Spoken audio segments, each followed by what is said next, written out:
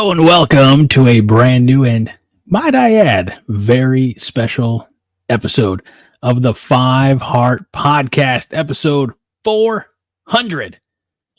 This thing started back in 2016, and we are now in a very different iteration than what it was when it was recorded over Skype. Now we are bringing this show to you live on YouTube, Facebook, and of course, X. I'm the host since day one, Greg Mahochko. This is the co-host and my good friend, Minnie Hunt, and we welcome you to the bye week. Ladies and gentlemen, boys and girls, Husker fans of all ages. How the hell are you, Minnie? Oh my goodness. I'm great. I can't believe, Greg, I've been here for some 40 plus shows now. I think your math's You off. just can't get rid of me, can you? I mean, in all fairness, I stopped trying a long time ago. So how that's all right. I don't care. No, how are you doing? I'm really good. Really good. It's been fall break for the kids, and so I'm just I've had some vacation time. Now I'm ready for school to start. You just got tired of them damn kids, didn't you? Mm-hmm. How's your week been? Week's been good. I don't have pictures of it. I wish I did. I mean, I let me rephrase. I have pictures of it. They're just on my phone, not here. But a couple of nights ago, Robert, my older twin by 2 minutes, asked me for something that I'm not going to lie, was not prepared for. And my wife, in her ultimate kindness, trusted me, and I gave Robert a haircut. And was it a mullet? No, it was. I think, in simplest terms, it's the exact same haircut that I have. Except when I give myself a haircut, yes, that's a thing that happens, ladies and gentlemen. I use the 1 guard on there, and I gave the 3 guard for him so that I wasn't buzzing him, down to the skin. So, Yeah. no, yeah. Oh, ladies and gentlemen, I'm Highlander Gun says, "Are you sitting in a swivel chair?" I am. New chair. The desk is complete. You got a swivel chair? I got a swivel. Wait, it doesn't just swivel. It reclines on purpose. Shut up. I tell you what, I spoiled myself. I took a page out of Parks and Rec, and I treated myself. So, that is so Aaron funny. says the lack of Greg's boob light in the background is making me dizzy. Well, here we'll do this on occasion. Why'd you do that? There we go. Just a little. Hey, just a little flash, just a little taste. We don't want y'all to get too enamored. There's a problem here because you get us used to something and then you pull the rug out from underneath us when we least expect it. I'm sorry. You never told us that was the end of the boob light. In my defense, I didn't know until I went to assemble the desk. The desk is about a foot longer than my old desk. So let's take a tour, shall we? Welcome. Hey, this is episode 400 and it's the bye week. So the desk, which by the way, you can see right there, is an old desk. And the drawers are there. They're still full of crap that I need to move over. But the desk used to sit in this corner and it was at a diagonal. So you could see everything behind me at an angle and the fan and the boob light. But this is a 5-foot desk and it would not fit in the same space without sticking out way obnoxiously far. So I've got the window right here in front of me, so which is great because I get some natural light when I'm actually doing my day job from the desk. The books are still over here, including John's book, which we'll get to in housekeeping later. But yeah, so it all I have to do now is organize all of this, and that's going to be a multi-weekend project. Okay. So you should have consulted me when it came to rearranging this room because I would have. I know. It's your job, or it's what you do, and my expertise. Well, again, Seriously, if I'm gonna go to somebody and ask them to do a voiceover, wouldn't I consult you first? Why would yeah. you not consult me about this room? So here's where we're at. It seems like the boob light and the fan are in high demand. And I'm in a chair on wheels. Wheels, it reclines, it swivels. So I always have the ability. Watch it. Stay with me, folks. Look what we can do. Just look what we can do. I don't know. We might be able to get the fan in there too.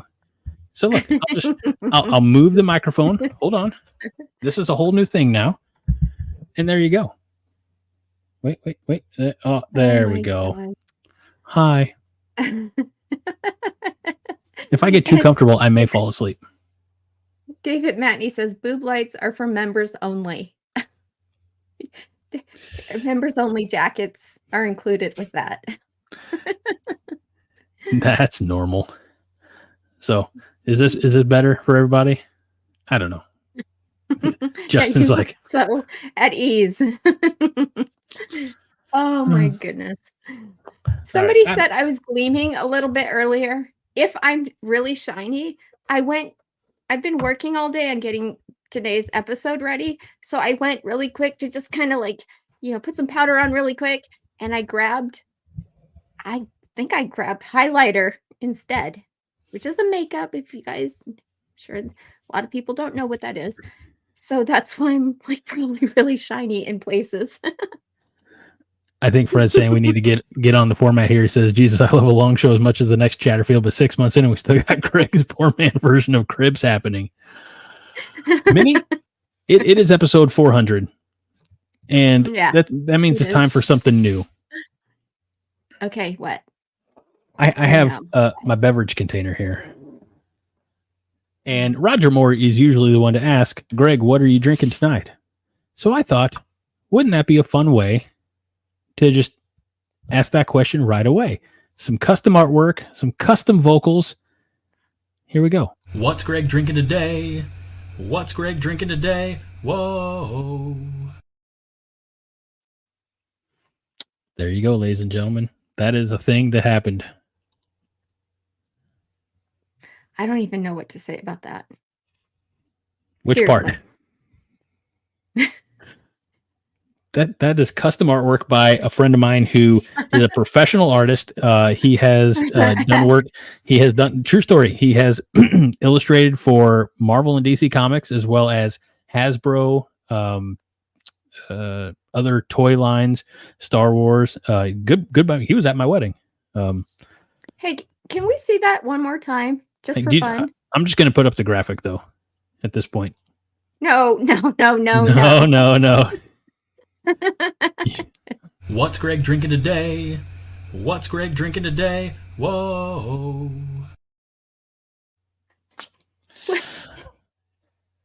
I have another friend of mine who's supposed to do the vocals and he got too busy. So I had to 10 minutes ago do vocals. So I love how you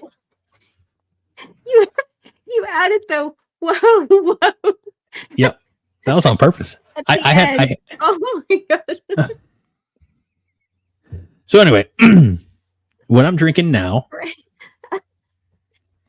comes to us from Triptych Brewing up in Savoy, Illinois, and it is called, maybe appropriately, Dank Meme, and it is a hazy American pale ale. So, okay. Pitt. We got that too. That seems like an attack. My boy just went with he went probably with, I mean, I sent him a picture, but he's like, let's de-age Greg about 15, 20 years. And that's why it's less salt and pepper and you know and more, what I found out, Greg, when you started this show, you didn't have any gray hairs. Oh, I had lots of gray hairs, Minnie. Oh, you mean back in 16? When you started. Mm-hmm. Yeah, and that's a fact. I also didn't have any children, so hold on. Yes, I did. He was just a baby though. So, Husker Chuck says it's the ending that kills me. Fred's drinking a Yingling tonight in honor of the 400th. There's Yingling in the bag. Don't you worry. Cheers. Fred Fred also says that Minnie would totally stalk that avatar. I'm not. No, I don't think so. I I'll would. send it to her in an email. She can. And The singing that I liked. Fred says to pick that my avatar was on our 80s strength and conditioning program. It is Nice. I mean, I'm just gonna say he was really muscular.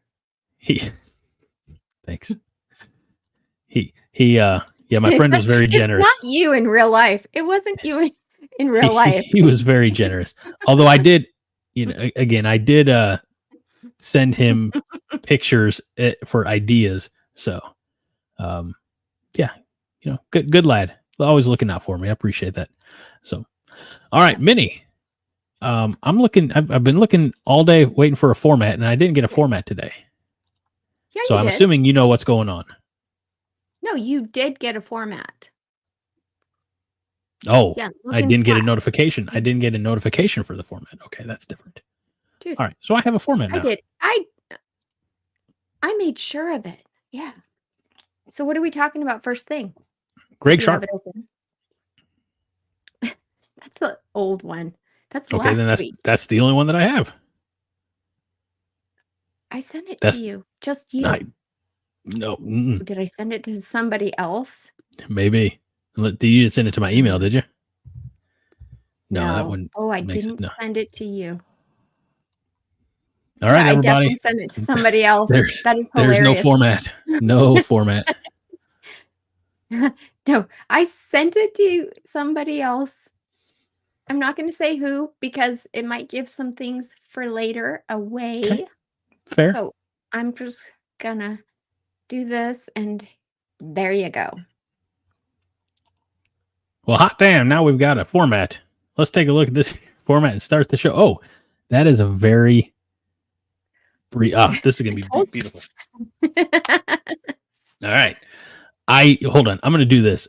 Look, everybody, I apologize in advance, but I'm going to share my screen so that you can see this week's format. Don't you dare. Don't. I'm embarrassed of it. Don't. No, this is perfect. Fine. All right. No. Guys, this is not what it normally looks like at all. True. If you want to show them a format, show them like one of my 3-pagers. Then I'm okay. See,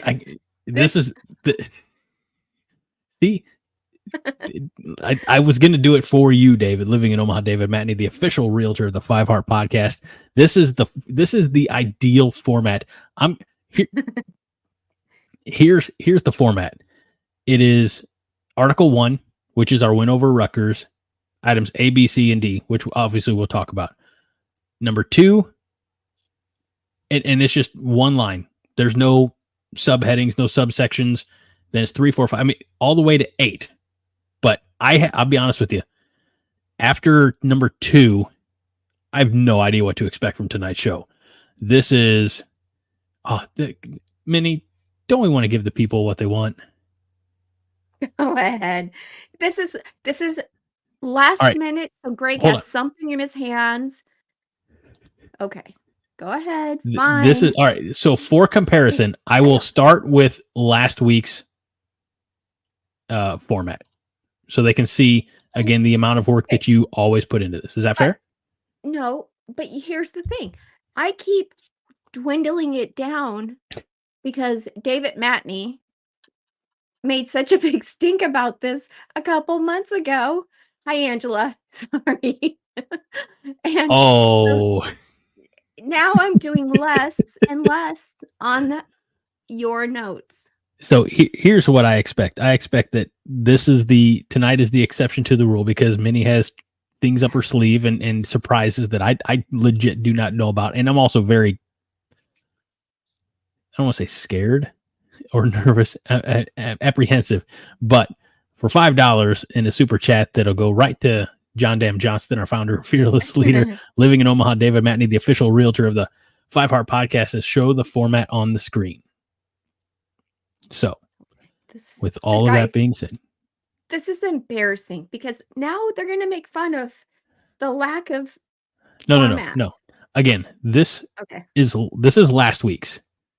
So, again, see, this was pared down from what is probably 2.5 pages of notes down to 1 page. Still nine subsections, nine articles. Mm-hmm. And this is tonight.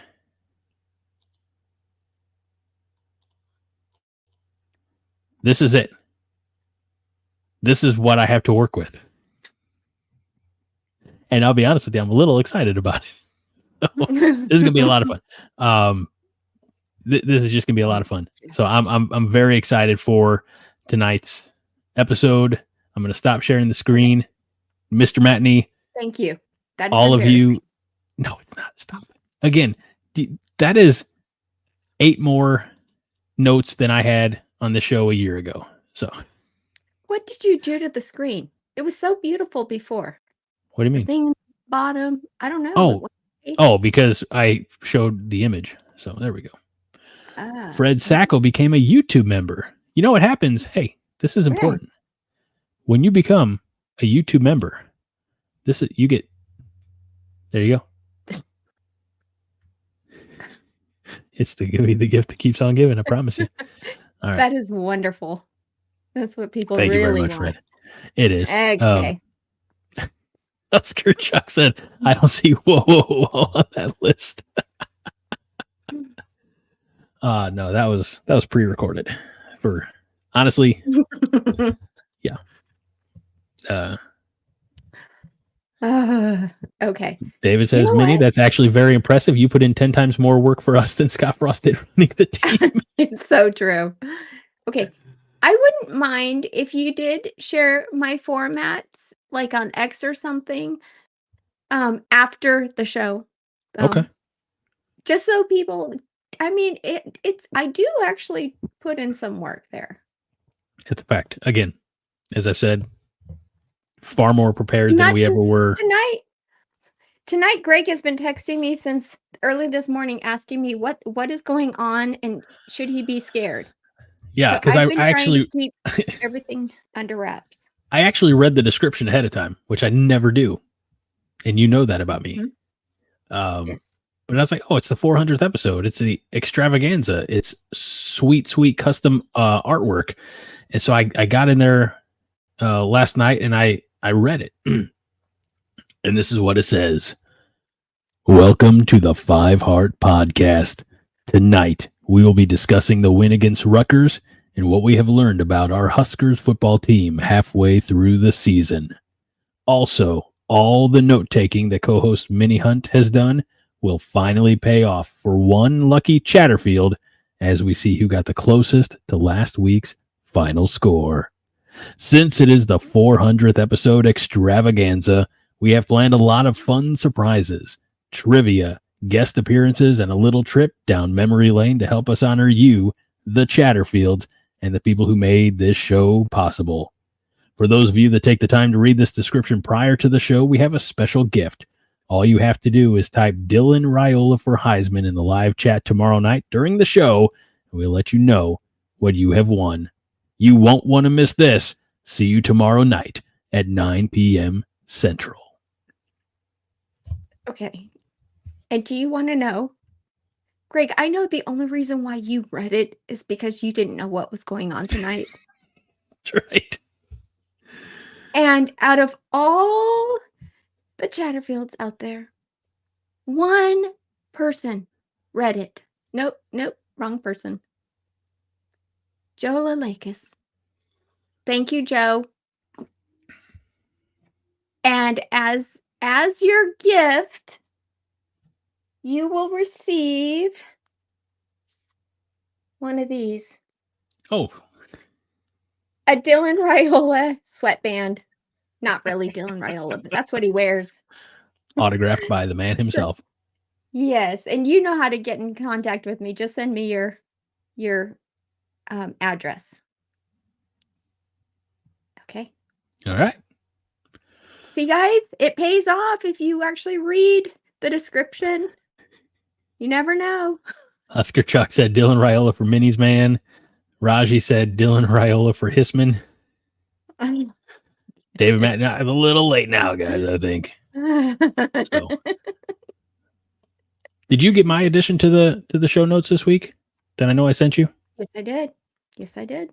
Okay. And we have it Well, right here. Do you want to talk about that first? no, I want to talk about that Mhm. Rutgers game.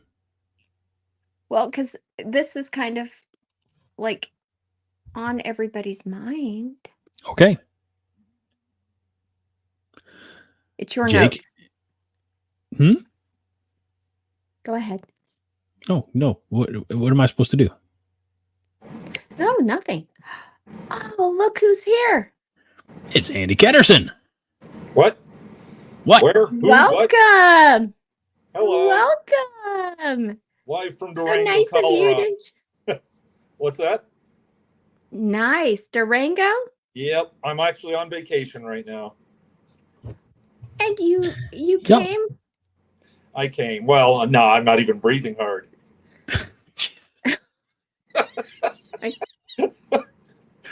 Let's not get out of hand here. Come on.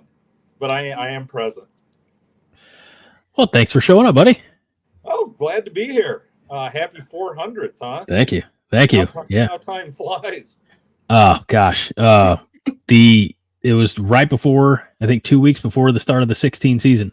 When Brian and I resurrected a football podcast. We had done detasseling the Huskers a few years prior and took a little time off, and yeah, so right before, I mean, he sadly, he never made it to the Scott Frost era. Or maybe that was Thank one of the goodness. benefits of an early death. Yeah. There you go. He'd have found that funny. He would have. He probably would've. he's probably still laughing. Yeah. But yeah, so we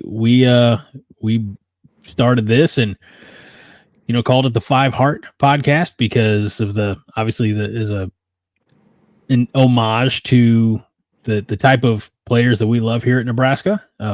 We're at the time we're not blessed with a lot of 5-star kids, so we had to pick the we love the kids who give their all. In fact, I think on the X account the header image is still Andy Janovich. So Oh, there you go.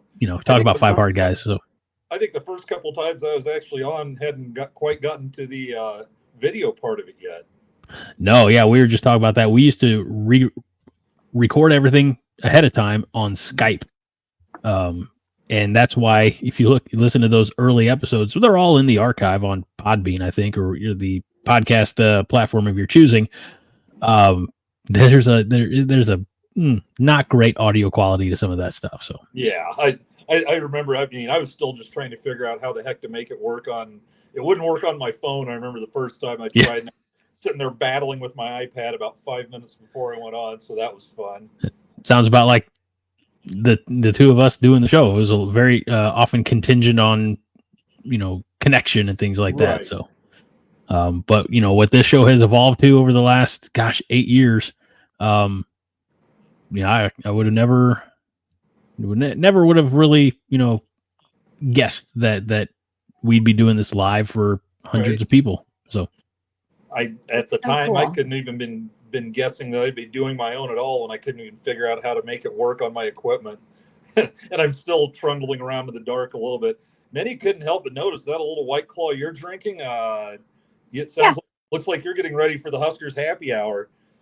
I got berated on that show a couple weeks ago because someone caught me not imbibing and let's just say it was point was made in the comments a few times that it was really bad decorum of the host not to be getting wrecked with his viewers, listeners, etc. So I made sure that mistake was at least was not made again Tuesday night. So I agree. If you're gonna call it Husker Happy Hour, you actually have to have the beverage in your hand, not propel. Somebody said, "Hey, did you get?" They accused me of drink. Yeah, Fred, you're part of that crew, I think. So somebody asked me, "So did you get? Did you get crowd shamed into doing it?" I was like, "Well, no, I always wanted to do it. It was just in a weird way. I was always like, all right, I want to have kind of just having the show ready, having it set to go in the order I want it to go in." and forgot one of the most important things: drink, for God's sake. If it all goes into chaos, then we'll be too plowed to care anyway. I think it was Pitt Snipe Husker that started the evening off by saying he'd had his chewables loaded and let's go, and it just kind of went from Andy, if you want, I can actually do up just like a basic format for your notes, and I will just at the first thing, I will say, "What are you drinking?" Because you have to see this fancy new. Sorry, chat. This is going to be the third time, but this is Greg. Are you going to make me do it? Greg, you please. Tell you what, after that, I think I can handle just adding "get your drink ready" at the top of my own notes, but I appreciate you just have some more White Claw. I know your heart was in the right place. Andy, I think what she's saying is you need some custom artwork like this. What's Greg drinking today? What's Greg drinking today? Whoa. What do you think of that? I finally got a theme up this last Tuesday night, or at least an intro up. So, hey, baby steps. I was promised one for a few weeks. Hey, and then I finally had to tell that person, if you're too busy, just tell me and I will deal with it. Don't just say it's going to happen, then stop answering my texts on Tuesday. Oh my gosh. Andy, any comments about that little ditty that Greg made up? No, I thought I loved it. That was a good. The what are you drinking cartoon? Perfect. You like that? You like that? Much. Yeah, I'm scared to see myself in cartoon form, but other than that, hey, and just for you tonight to show I'm on vacation, I'm proudly wearing my Lithuania bronze medal 1992 T-shirt. This is actually a full replica of one of the shirts that was actually sold for the Olympics that year. This was right after Russia had busted up, and Lithuania had Šarūnas Marčiulionis and Arvydas Sabonis, who both ended up in the NBA for at advanced ages, played several years in the NBA. That's someone that when those republics broke up, Lithuania had a very, very good basketball team and no money to send it to the Olympics, and the Grateful Dead ended up sponsoring them. Oh wow! And on the back it even says, "So awesome." Yeah, it's kind of lost in the dream that it was in the Dream Team year, but they lost to the Dream Team in the semifinals, and I think we're the only team to score over 70 points on them. So it was kind of a neat next to the Dream Team story at those Olympics. Anyway, that's for you. Hey, that's for you, Greg. Greg, speaking of you and 5-star recruits, where's my $100? Heinrich Harburg did not start this season. He did not. One night you were like, I think it was the night I was on. You were sick of Minnie and I, so you're like 100. I'd bet anybody $100. That Heinrich Harburg will start that first game, and I'm like, I was just did you say? Wait, yeah, he Andy, did. Like, did you say he was sick of me? Of both of us talking about Dylan. No, don't overthink it there. Not sick of you. Who could be sick of you, Minnie? Certainly not. Do you have an explanation, or do you just want to start singing your song? What's Greg drinking today? What an explanation of? Was I tired of the Dylan talk? Probably. Yeah, I'll admit to that. Have I ever been tired of either of you personally? No. Minnie, is it better? Well, it's not that I would admit that he had exhausted himself of our love for our incoming recruit, who we both knew was going to start the minute we saw the first series of the spring game. But that's right. That's right. Yeah. Good job. Yeah. But yeah, you owe him. Yeah, not sick of you. I'll take it. I will send me a Slack notice with your Venmo, and I'll make sure you get paid. Mm-hmm. I'll get right on that. Here's the downside of Venmo is I can't pay you in pennies like I'd really like to. You can send me a penny a day for 100 days. I guess for 10,000 days. I like that. No, let's do 100 days. That'd be better. You want to do that dollar instead. Andy, we haven't even started the Rutgers part of this show. Remember, I said, "Yeah, just come on in." I thought maybe I'd catch the tail end of Rutgers, so I timed it perfect because I had thoughts on Rutgers, and most of them weren't, relax. Most of them were, hey, everybody relax in a lot of ways. Thank you. I do want to address Andrew Curtis's comment here. It says, wait, you actually thought Heinrich Harburg would start? No, but it's not entertaining if we all agree. Like, there has to be a contrarian. That's what I am. Before it was me, it was Brian or John. Realistically, before it was me, it was John. Before it was John, it was Brian. We have to have a dissenting, because you can't have everybody say, no, you're right. Dylan Raiola, the next, he's going to be touchdown Jesus in Lincoln, Nebraska for the next 3 years. And then he's going to go pro and he's going to win 18 Super Bowls and he's going to be better than Tom Brady ever was. Like, you can't. Minnie, would you like to call bullshit on that, or should I? It wasn't because you were being a contrarian. It's because you were getting, now 100% fair to say you were getting pissed at all the Dylan love. He's jealous. He's jealous. Yeah. Nah. Husker Chuck had it right. I was playing the role of the heel. Okay, Kurt Angle. But it's true. It's damn true. It's damn true. Yeah, let's jump in, because like I said, we haven't got to Rutgers yet, half hour in. Yeah, here we go. MK says real quick, tonight's guest should all roast Greg for episode 400, give the Chatterfields the night off. That's true. That's damn true. Chatterfields need a break. But we have a 5-star. This is what the image we had, the graphic right when you arrived, Andy. We hadn't even read the tweet, but 5-star offensive tackle Jake Hildebrand from Arizona.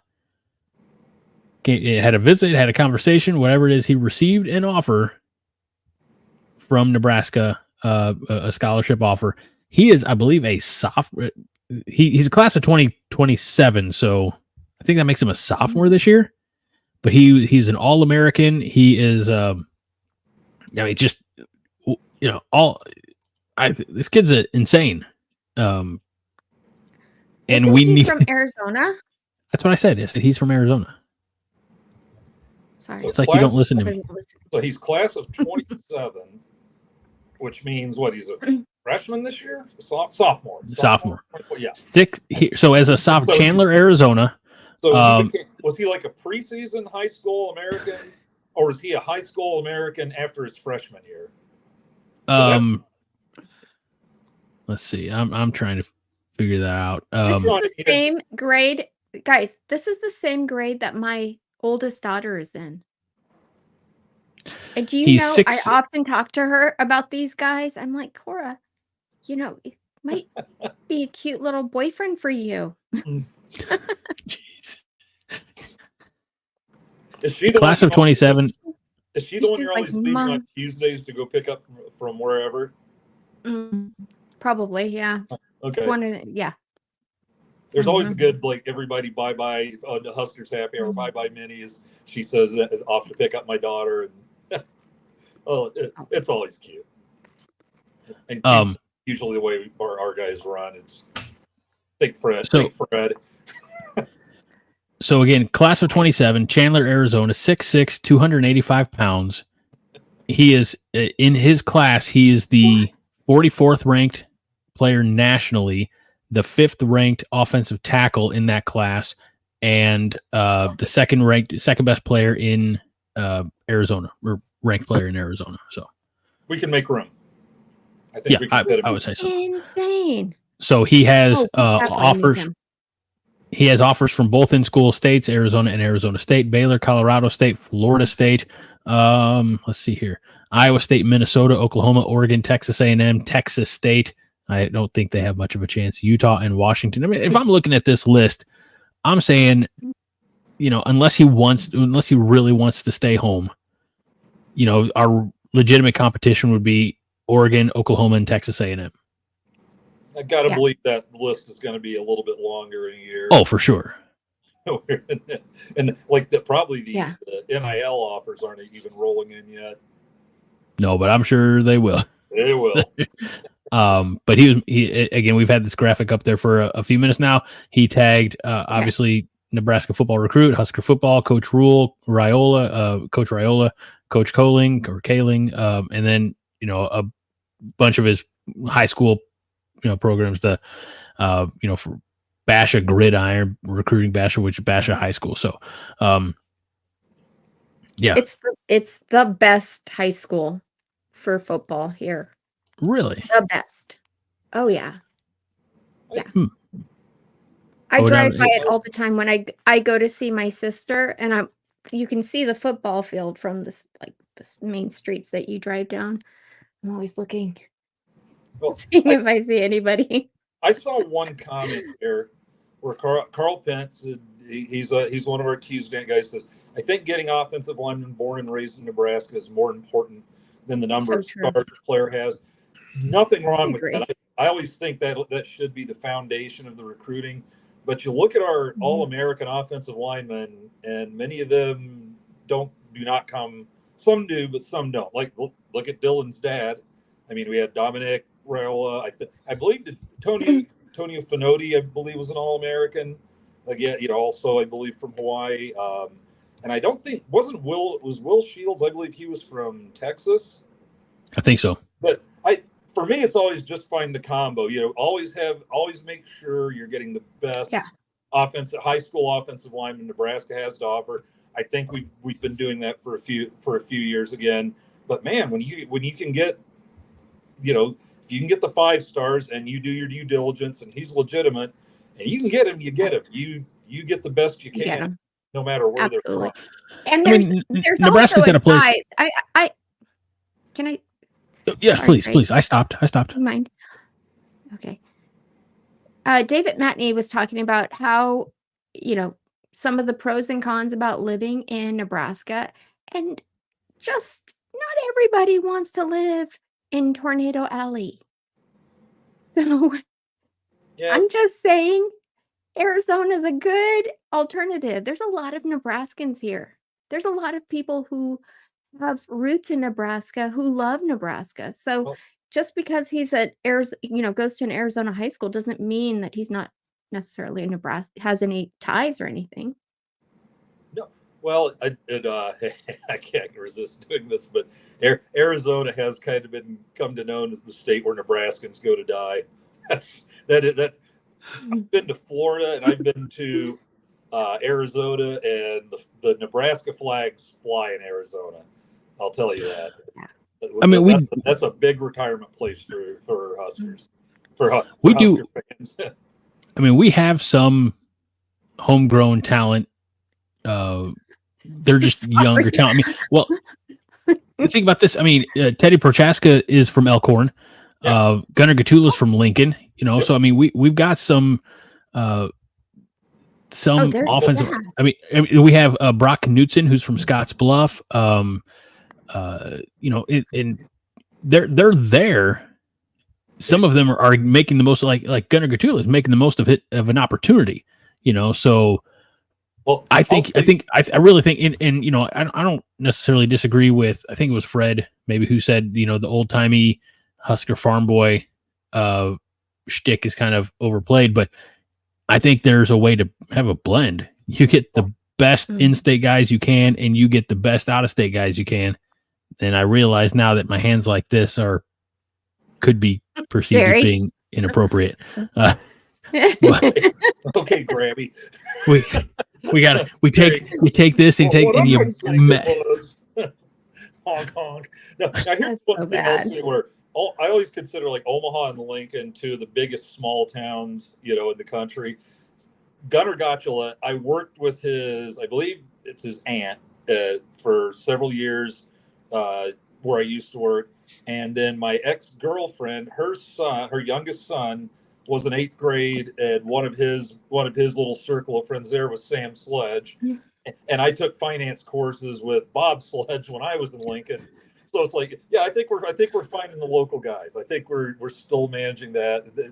There's one other whose name slips me, but I think we have 3 younger Nebraska guys. No, just Gunnar and Sam. No, I was responding to Fred's comment. Okay. I was going to say around the 3 this year that are either like sophomores or redshirt freshmen or that kind of thing. So I mean we've got guys.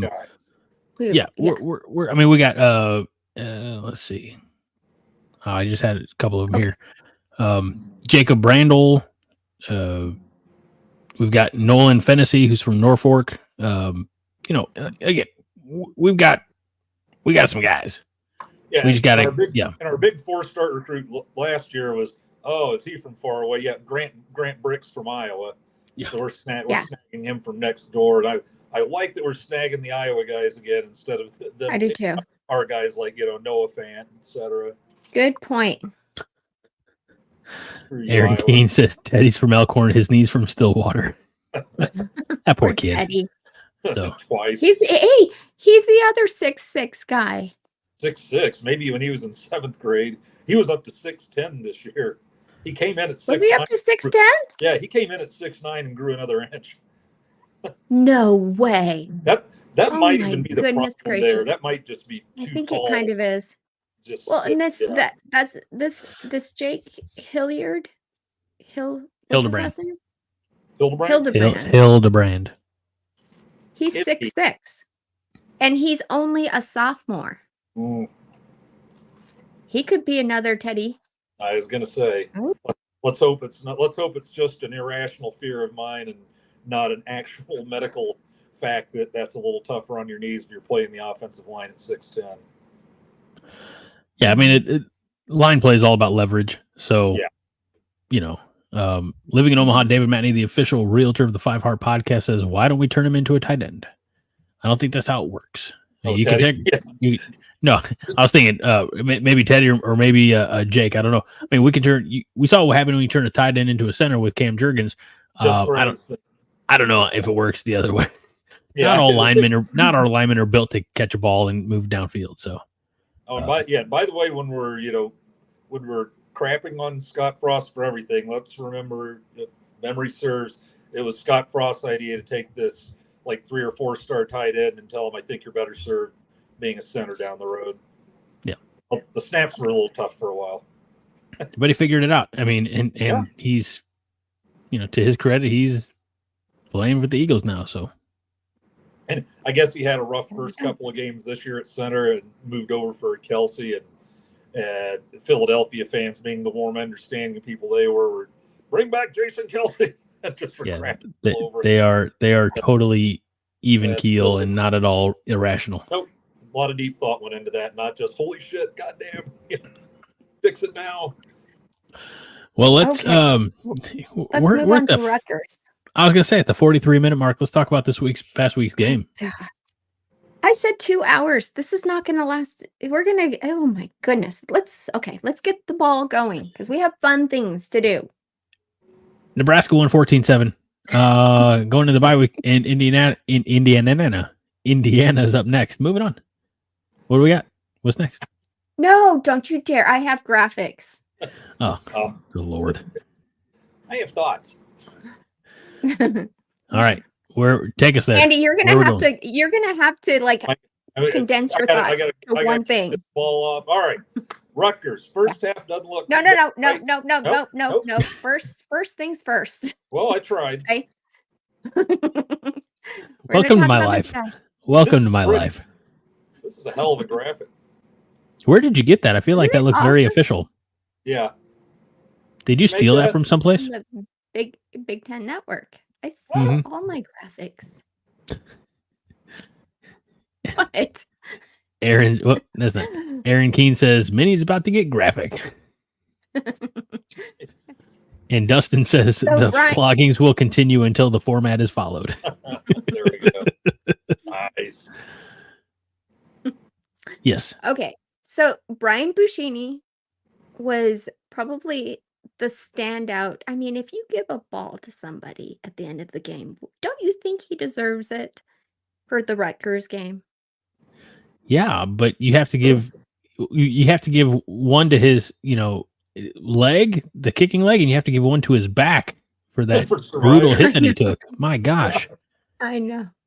Now here's the crazy and his arm. Don't forget about his pass. Here's the crazy thing about Buschini's game. Up till about late in the second quarter, we were ready just to set the entire special teams on fire. He'd been blocked twice. He'd taken a delay of game. And And then, it's like, kill them all, let her push them out on a raft into the middle of a deep lake and shoot it. And it's like, then all of a sudden, boom, boom, 30-yard pass, boom, inside the 5. That was not like a full game thing. That was like the rocket just started firing, with that first good kick. Like, we thought he was dead. He was just flat down on the field for a stretch. It's yes. And, I want to address this comment. Andrew Curtis says it's also a sad day when your punter is player of the game. Not necessarily, Andrew, because this particular punter is Brian Buschini, who even Matt Roll said he has one of the best arms on the team. And we know he's totally athletic. I mean, I don't know. This guy can do it all. So I'm thrilled that he's playing for us. And on a day like that, the punter can turn it around. I mean, it wasn't just one. I caught a picture of like the balloons going up, and you have about 7 different vortexes going with these balloons, and they're not moving away from the stadium. And I got film from the press box of like the goalpost literally shaking before the game. So for anybody that had to put the ball in the air, it was not an easy game. Carl Pence, by the way, has a dispute. Says no many because 2 punts were blocked. Although let's blame that on protection in the long snapper because the long snapper has had issues. Husker Chuck says he gets knocked down, but he gets up again. Ain't never going to keep him down. Yeah, he gets knocked down. Thank you. You know what? He was pumping to that beat with the ice all over his back, but he was in. The world needs more Chumbawamba references. Mm-hmm. So it's so true. Okay, so the next guy, Greg, did you want to say anything about Brian Buschini? No, but I love this comment by Vince Watson. Send Minnie to the box with Coach Sass so he follows the outline and runs the fucking ball. No, because she'll never let that happen because Dylan's got to get his stats. So he needs to be 15 of 23 for 3 touchdowns, 223 yards or more, and can't do that if you run the ball.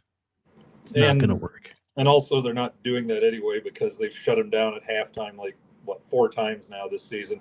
Now this time was finally because throwing the ball a bunch just wasn't going to work. I mean, look even at Callie McManus, 15 of 37.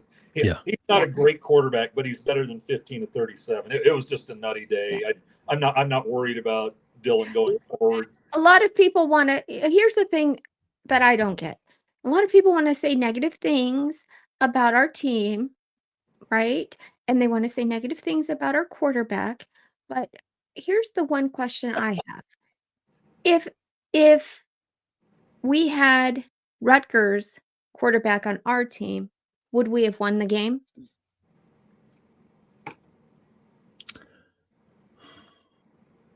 Thinking. You guys. But I would have said probably. My instinct would have been probably not. I'd take Dylan's arm against Callie McManus's arm all every day of the week and twice on Sunday. I mean, really, what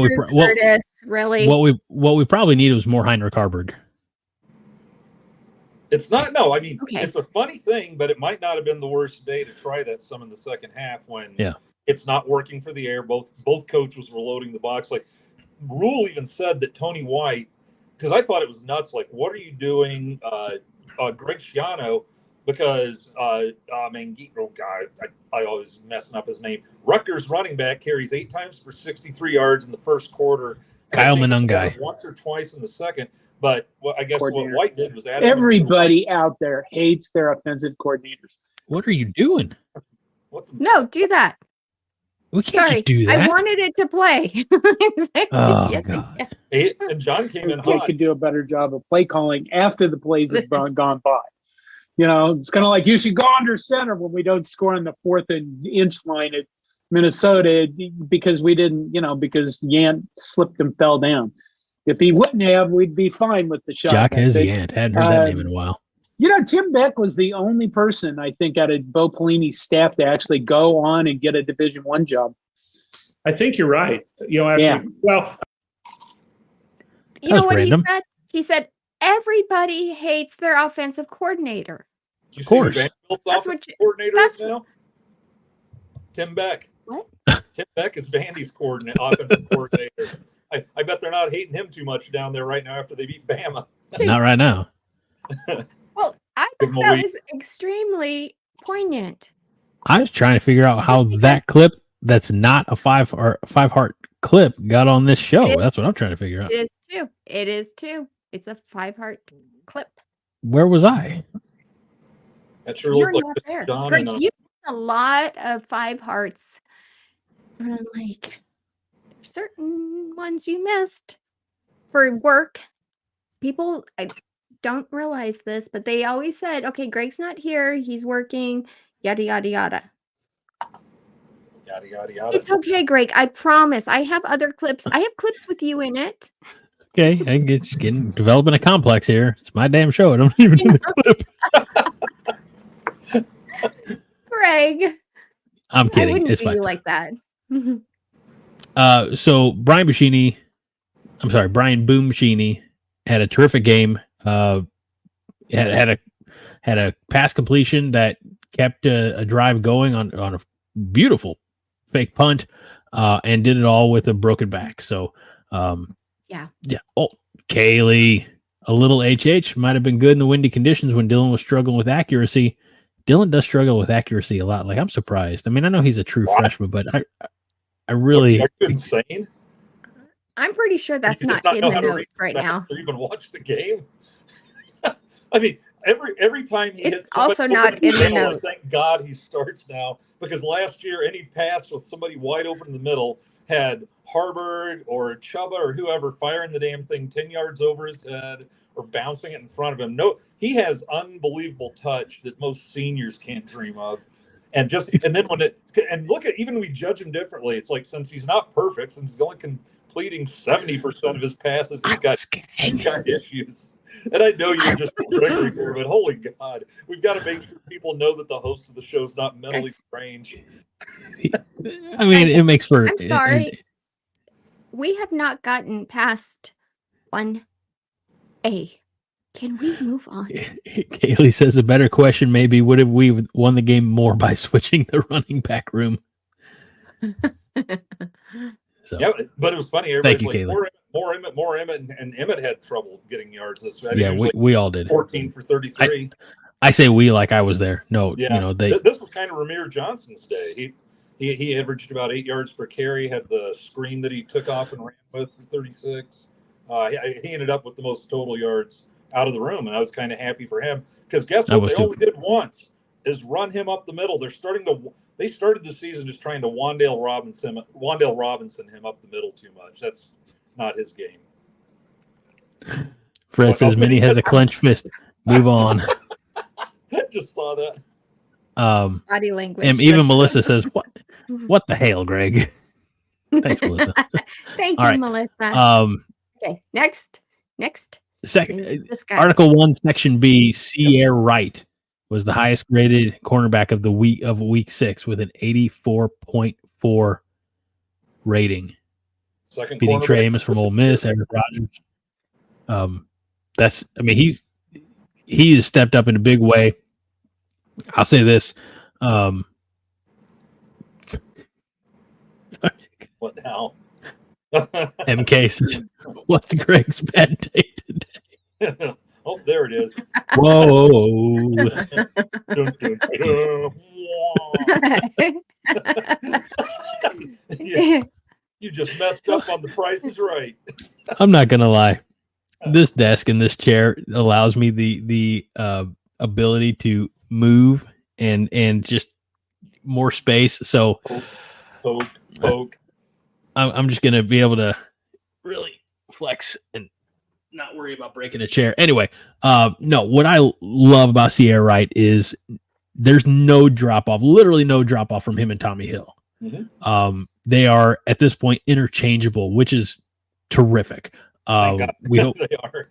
And hopefully we have Justin Raji have 2 top graded cornerbacks in 2 different weeks between Hill and Wright. And there's speculation that maybe when Tommy gets Wright, they can make some adjustments in the corner in the secondary to have both of them on the field at the same time. You know, we'll see what that ends up looking like. But I'm just so happy for Sierre. We knew that he was going to be a dude when he got here, and he's playing like it. So, proud of him for sure. I'll tell you what, I was holding judgment. It's my only issues with that were, hey, we just got a cornerback from USC's awesome defense last year that was giving up like 40 points every time I saw him on TV. And I was wondering, has he been told not to come back, or is he like, get me the hell out of here? I think it was the latter as it's playing out. He also likes to tackle. He is, when he's in there, he's one of those rare cornerbacks that's up there with the leaders in tackles each week with like 4 or 5. Right. He's a fun player to watch. Just, yeah. When he's on the field, just watch him. Yeah. You're right. I mean, and we're not even talking about like, you know, the Bly Hills that, you know, that are Mario Buford's getting some playing time. Obviously, Marquise Buford, who I know we're going to talk about because I did read. What was it? You know, Melissa's it's serious. He needs a black shirt. And she doesn't hand those out lightly. Who else? She doesn't. He and James Williams. I think James Williams. Oh, wait. Don't jump ahead. Don't do that. Don't do that. We're not talk there. About him yet? We're there. Go ahead. Okay, hey, James Williams, he's doing great. He needs a black shirt. He's the third highest graded defensive lineman from this past week. Look, it is all Big Ten in the PFF defensive lineman list. In Nebraska, James Williams gets in there with a couple of guys from Michigan and 3 guys from Ohio State. So, he had his stat line was nuts. 8 quarterback hurries, 2 sacks, just tremendous. I mean, and I don't know, we've talked about it. Yeah. And, I don't want to take all the credit from Haas, but I know he has said that probably the best pass rusher Nebraska's had since Randy Gregory. So, did you know his father was a defensive lineman for Oklahoma? I did not. Yeah, and he has like uncles that played in the NFL. I do. It's in the DNA. I do understand the Big Ten has already filed a complaint with PFF for allowing a non-Michigan or Ohio State player of the lineman group. They'll be them on that. It's an issue. That's pretty good. Wait. Husker Chuck says, look at all the Iowa guys listed there. No, it's, you got to say it like this. Look at all the Iowa guys listed there. Whoa. It's going to be the thing we do going forward. So. Gosh, I hope not. Yeah, that's not going to catch on. You'd be surprised. You'd be surprised. Okay. There's also this guy. Is this like the dance contest winners? Kind of looks like it. All 3 of those together. In all fairness, Brian Buschini is about ready to kick punt the football. So I remember somebody going when the kicking was really getting bad, whatever it was that Hall missed those 2. They were like, come on, Buschini had to be doing the kicking in high school. It's got to be better than what's going on right now. And you knew there wasn't going to be a field goal attempt in that game by us. Rutgers tried that one from like 50-something yards because they had the wind at their back, and it looked like he drilled it because I didn't really have an angle on it. I'm just watching the crowd, and then I see him like, yeah, knew that he missed it, but oh my God, look at James Williams. I'm so happy for him. I know. I don't disagree with TSD. He says Brian Buschini looks like a 45-year-old father. Praise him though. And I'll be honest with you. I said what Brian Buschini needs is a beard. Get that man a full beard. Yep. You seen John Bullock lately? That's a guy that looks like he's about 33 and one of the Sons of Anarchy now. He looks as scary as he's playing this year. And he was actually the linebacker of the week, wasn't he, last week? I think he's our leading tackler this year. He is. Pitt, how hard is it? Greg says, what is that graphic? Young crackers dancing? Yeah, thank you. Well, not Marcus. Marquise Buford is. Yeah. in that Well, graphic. I don't think Marcus Buford's a cracker, but other than that, sure. Yeah. So the here it is. for the benefit of those of you who are listening to this on your favorite podcast platform the next day, this graphic is top performances from week 6 for the Nebraska defense, or maybe not defense, just because we have special teams in there as well. James Williams with 5 tackles, 2 sacks. We already talked about his 8 quarterback hurries. Marquise Buford 1 tackle, 3 pass deflections, and 1 interception for 4 yards. And Brain Buschini, that's right, Brain Buschini. I did not write that. No, I know you didn't. 50.2 average, 50.2 yards average on punts, with the longest of 70 yards and 1 pass for 30 yards. So, and if you remember, just to give you an idea of how impressive that 50-yard average is, I believe his first 2 punts were from inside Rutgers territory, and he just basically had to doink like 30-something yarders down inside. Right. And so he gets off to a horrible start with his average through no fault of his own, and still averages 50 yards for the game. Then it's another level of impressive.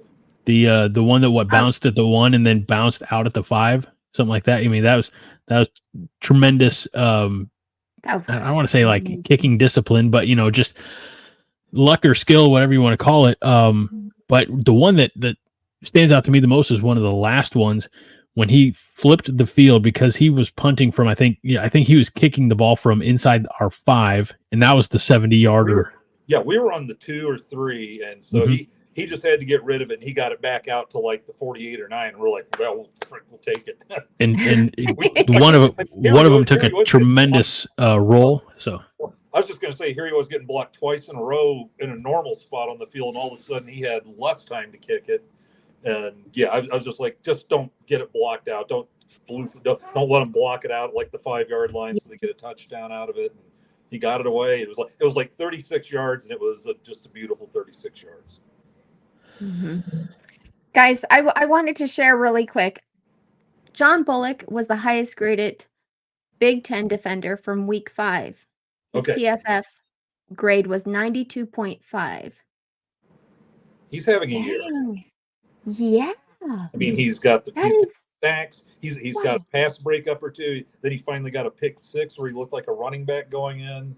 And I think whoever Butler had some comment about, "Oh, I'm glad they moved him to linebacker before the running backs room got him," or something like that. BFOTS Josh Hansen says, "Can't stay. Just want to say happy 400 and go B and GBR." So we appreciate you, Josh, and we miss you. Hey, Minnie, play my music. Hey. What's Greg drinking today? What's Greg drinking today? Whoa. Going back. It's time. Greg, Lock and load. I feel like you need some backup singers. I do. I need Andy, you want maybe we need to audition. Ready? Okay. How's your All right. whoa? Ready? 1, 2, 3. Whoa. Andy. I'm sorry, what? Andy missed the assignment. Whoa. Okay. In unison. Okay, ready? Whoa. What song were we trying to do? I just never mind. In order to make noise. Hey, quick question, Greg. Quick answer. Where is that beer from? Yingling, or however you say it? From Pennsylvania. Oh, okay. I thought maybe. I thought it was from Hanoi or something. Like that. No, it is actually. It's America's oldest brewery, Pottsville, PA. Okay. So. And. To me, that's like having a beer out of Thailand called, Husker beer or something. But hey, the Husker beer has been in Thailand for 60 years. Hey, have you guys heard that alcohol is going to be available at Nebraska games? Did they find it? Is it official now? I figured it was all but done because Troy Dannon said, hey, looks like it's going to happen, but they were just waiting for the final vote can get weird if Osborne starts calling people and pressing about how he really doesn't approve of it. Pitt says, so Greg, you said you knew a music person. Run to them and throw money. I have, but my guy, he's working on a record right now for his band, and he doesn't have time for my 10-second little shenanigans. So, maybe someday. In other words, you asked him to do it for free. No, I pay my people. The guy my buddy who did my artwork, he's like, sorry, it's on the house because it took so long. I said, like hell. I said, that's your time and talent. So I said, I'll Venmo or PayPal you, just whatever it was. He's like $69, and I said, nice. Wow. So it's a bargain. Okay, one more thing. I see what you did there. For week 6. What? Greg? Heinrich Harburg Big Ten Power Rankings? That's what I'm looking at. Husker Heaven. Big Ten Power Rankings. Who are these Husker Heaven people? What is that? They're just a site I follow. Well, stop. It's Husker Heaven. Stop. They love Dylan. That's probably why you need to stop. Oh, this is getting out of hand. Okay. Oh God, that was funny. Nobody's ever heard of. They couldn't even spell. Wait, time out. No, you already cleared out the image. Damn it! I said they couldn't even get Brian Buschini's name right. All right, so no more Husker Heaven. The brain. From now on, this is my edict. No more Husker Heaven graphics. Oh God. Yeah, and no more woes. No, I can't do that. It's still my show. I just need to know what notes we're going for, and I'm all over it. Let's do this. I can be a pip. I thought that was interesting. If you guys don't like it, I'm sorry. Okay. Make Greg be glad. So last thing we have is this. Uh-oh. So last week we had everybody from the chat. You probably see your name there. Yep. Give us their score predictions, and guess who won? Who won? He's not even here tonight. Londell. He got the closest score, and Aaron King got the second closest. Of course, you don't win anything, Aaron, for coming in second. And you have to be here to claim your prize if you win in first place. So, well, Londell, actually, Londell, if you would like to send your mailing address to, what is it? Send it to me. HOOCH 3600@gmail.com. We will get you your gift, your prize, your whatever. This is what we're gonna do from going forward. Oh, nice. Keep passing out. Yeah, copy stickers. I thought they were free. Yeah, isn't that nice? I need some Greg, of those. you don't get one if you win. Sorry. Guess there wouldn't be a wooden fridge, but could you just send them to me so I have some? No. They're on the website, man. Fine. Pay your people. Get your own. Get your own. Pay your people. Shop.com. All right. Well, so nobody had Nebraska holding Rutgers to single digits, huh? I wasn't thinking about that when I made. Oh, Aaron Keene did. Aaron Keene did. Okay. Aaron Keene had the score 22-6. That's close. That's pretty damn close. Yeah. How was Londell's closer when he was 17-14? Are we doing an aggregate number of points? Yeah, Londell. I thought you had to at least get the spread right to win. Nebraska covered by half. Closer.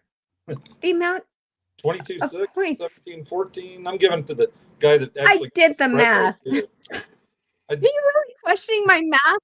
How did they file a protest? How much have you drank, Andy? One full Propel.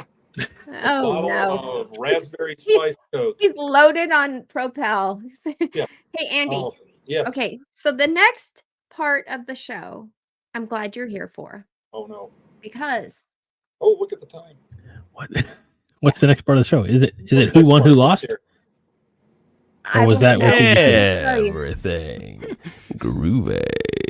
Oh, whoops! Not that. Hopefully, you've seen the movie. What are we doing? Okay, let me explain. Okay, so this is the part where we start to celebrate. This is the fun part. And so I went back through 200 and something episodes of Five Hearts, and I Oh, my neck hurts because of this. I've listened. One of the themes that I saw John that is Greg here. loves to do. Who? John is in the chat. Oh, John's here. John, you should just jump on, buddy. It's the 400th episode. You should be here. Well, I guess if I start typing, I'm Actually, in the chat too with the same. You know what? Since John's here, I'm going to do this other video really quick. This is from John earlier. This is for 5-heart. Okay. That's a long time. We've been together many years, and I love you like a brother. Did it start right? Hold on. Let me try it again. Congratulations on your 400th show of the 5-Heart podcast. That's a long time. We've been together many years, and I love you like a brother. Would have loved to have been there with you tonight, but as we know, I have to start my journey to become the biggest shit ass of all tonight. Minnie's probably looking at this and wondering why I haven't hung up the Husker curtains that she gave me when we went to the Colorado game.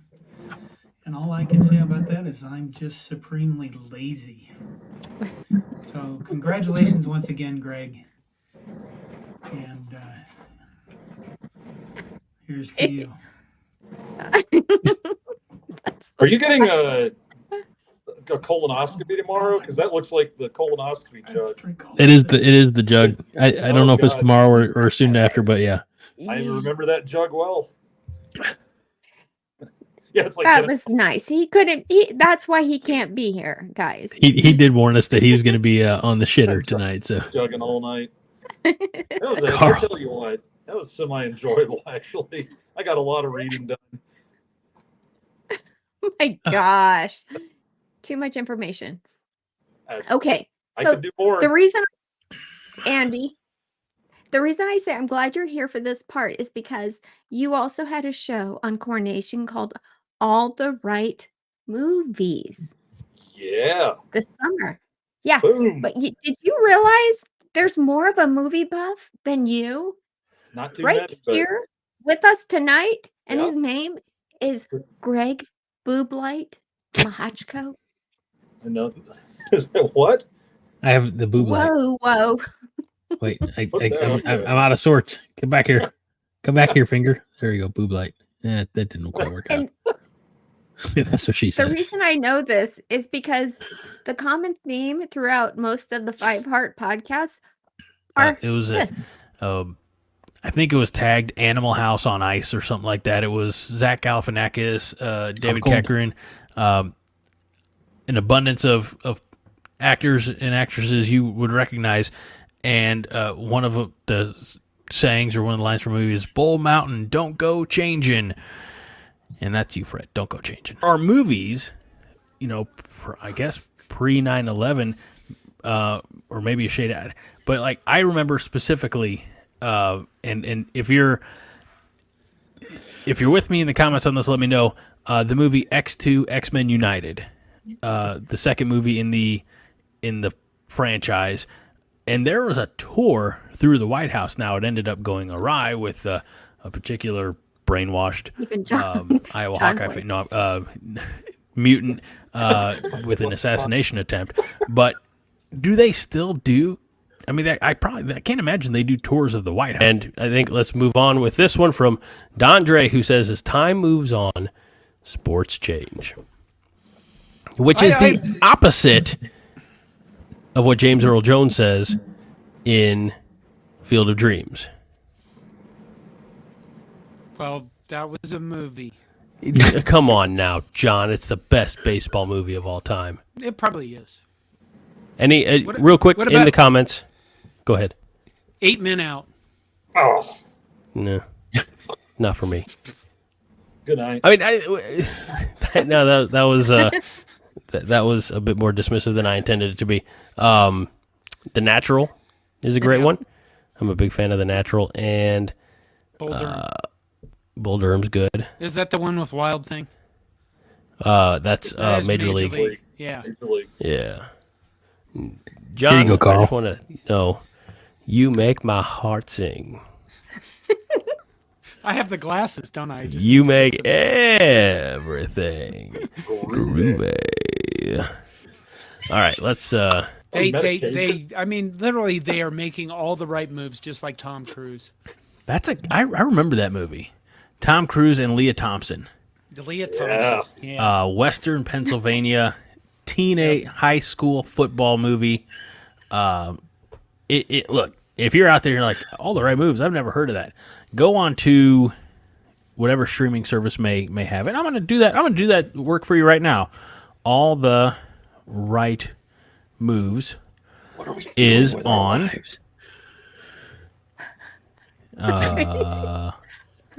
probably Prime. Well, it's somewhere on a Roku because this past week,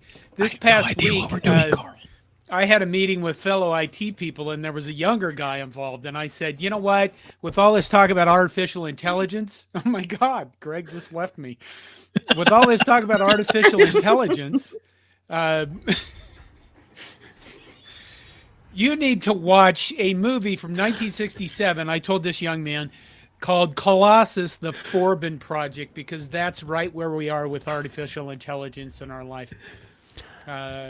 Craig? Well, speaking of Amazon Prime, I'm into the second season of a show called Loudermilk that you would love. It stars Ron Livingston. He is he's got his 5-year chip for sobriety. He actually hosts sobriety sessions, and it's like I had no idea what it was. I found a little video on Facebook or something, and I watched it. I'm like, this is good. Then I sought out the show. The show is much deeper, much better than I anticipated. So, as always, I mean, let's face it. This is the new. What are we doing? Oh, okay. That was a totally different video. And anybody out there watching, not right now, but after the show or some other time. I just recently watched my first episode of Station 11 on Amazon Prime. It's another one of those TV shows where the pandemic plague kills the earth and everybody.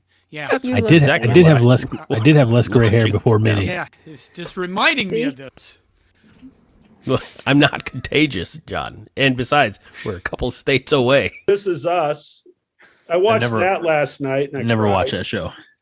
Is that a ladies' show? I feel like that's a ladies' show. I think it probably is a ladies' show, but I got sucked. Really, Greg? You watch Grey's Anatomy too? No. Bold and the Beautiful? No. Greg? All My Children? No. Days of Our Lives? Yellowstone. Big Sky. You like those mountains? He's going to start crying at any moment right now. Nebraska, Texas. And he's awake. And let that help guide you. Are you familiar with this reference I'm making, Todd? Did you ever get into King of the Hill? I did watch King of the Hill, but I am not at all familiar with what you're talking about.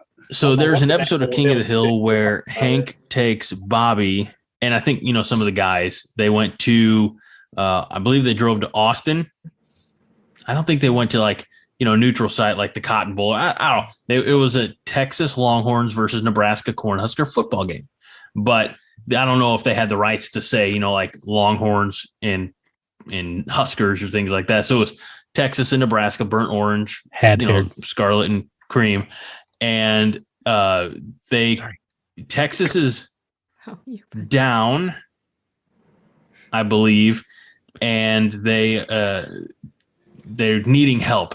So they call up to this, private box where Hank happens to be. They think that they're talking to some Texas legend, and Hank Dandy Don goes, "Well, you got to call this play." Anyway, the call backfires. Nebraska wins. It's a glorious what Revenge of the Nerds was. It's an 80s college comedy starring, among other people, Anthony Edwards, who would go on to play Goose, and then he went on to have a long career in television. In the hold on, I'm going to pause this.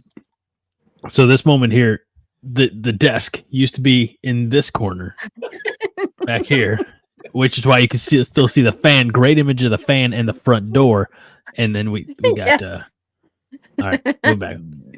Hospital drama ER, but it's about nerds, hence the title, who are out for revenge, secluded they want to be participants in on-campus activities at this college. They're not invited. So they say, well, what can we do to form our own fraternity? And so they are the Lambdas. And of course, they are picked on and abused by the Alpha Betas. John is cracking up. John didn't remember this movie. Tri-Pies are going to the Lambda dance open house. You got to have the Omega Moos coming in. But these nerds. You know the whole plot of this movie. What are we doing with our lives here? That was, I just thought, okay, that is really funny, Greg. Because since I've been here, the last 40-some episodes, you guys, I mean, I can't tell you how many times you've told me to watch the movie Miracle. Sopranos references. Mm-hmm. Literally every week. And I had never even seen any of this stuff before you guys came into my life. Yeah, so you're welcome. Well, we're here to broaden horizons, Minnie. Now I remember, Minnie, you came on and did Karate Kid with me. Which one were you on with me again, Greg? You came Karate on Kid. Bull Durham. Bull Durham. That's what I thought. It was Bull Durham, and I was late. And you'd chopped your finger off or something, or lost a foot in a mowing accident. Whatever. I just remember you came in like blood dripping and I had stitches at that point. I was bandaged. Come on. You were in bad shape. It was not. I just remember it's like I can do it. I'm just gonna be a little late because I had a bunch of string warts removed from my cheeks and, and my left wrist, was replaced with a hog's testicle. Yeah, that's where you put hog testicles is on the wrist. Yeah. Well, I'm live and learn, man. Live and learn. No, I by the way, and also a tremendous Office reference here from Aaron Keene. By the way, burned his foot on the Foreman grill. I cook with propane as God intended. Taste the meat, not the heat. Our own Aaron Rostovsky's he's a guy that can rival and exceed me at just movie trivia too. He knows a lot of insights and outs. He loves his baseball, and for some reason, he came on for Necessary Roughness, but I was trying to get on for baseball, and I was like, well, what about Bull Durham? That's not really me. What? I offered The Natural. No. I'm like, well, what the fuck do you like? I'll make it work. No, he was a lot of fun to have on too.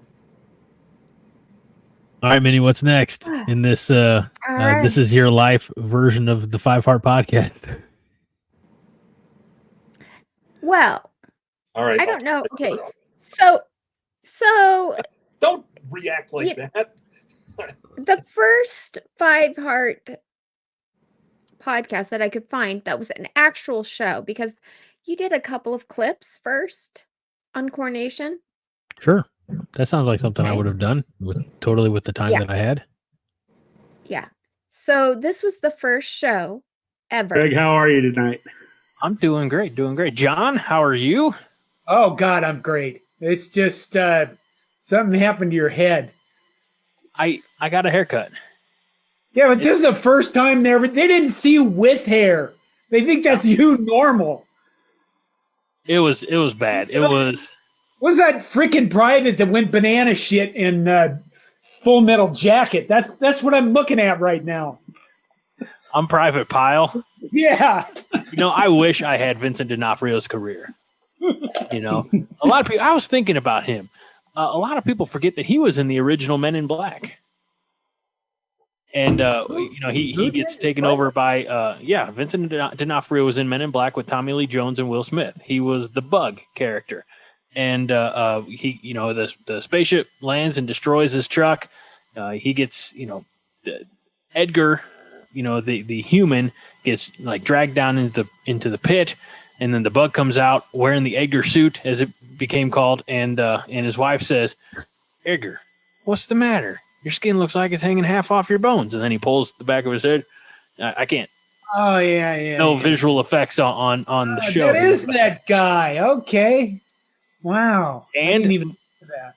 More recently, of course, he was in, I want to say, one of the Law and Orders, I believe it was Special Victim Unit, but even more so than that, did a crushing job as Kingpin in Marvel's Daredevil series. So, little sidebar to Vincent D'Onofrio's stellar acting career, courtesy of John Johnston. He's your idol, kind of. I mean, who else would know this shit other than a guy that has some kind of weird private pile fetish thing? Speaking of weird and fetishes, John, what the hell are you wearing? This is my new pandemic wear. Oh, God. Do you want to see it? Yes, you do. Oh, damn. People are going to have to go to the YouTube video. Come on, Greg. Look at this. Oh, God. Now, is that just a shirt, or is it like a full pajama thing, or what do we got there?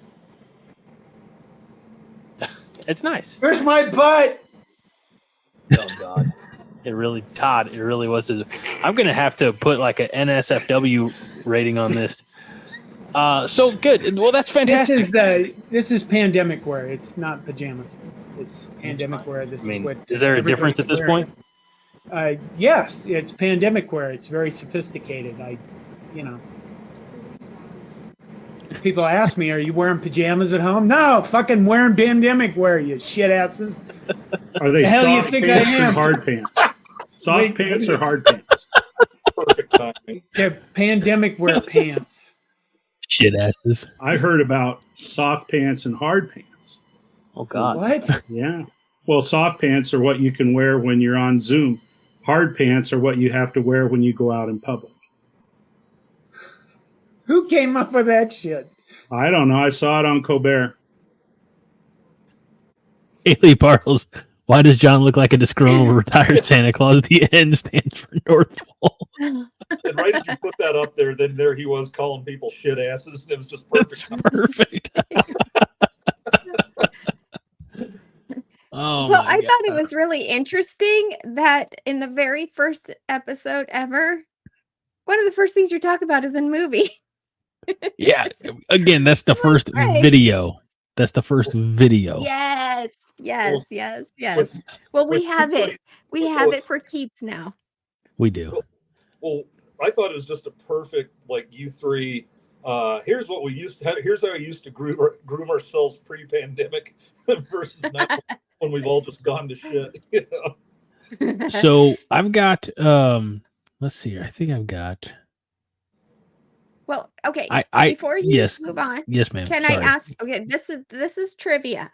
This is one of the trivia questions. Okay. Does trivia anyone questions out there know?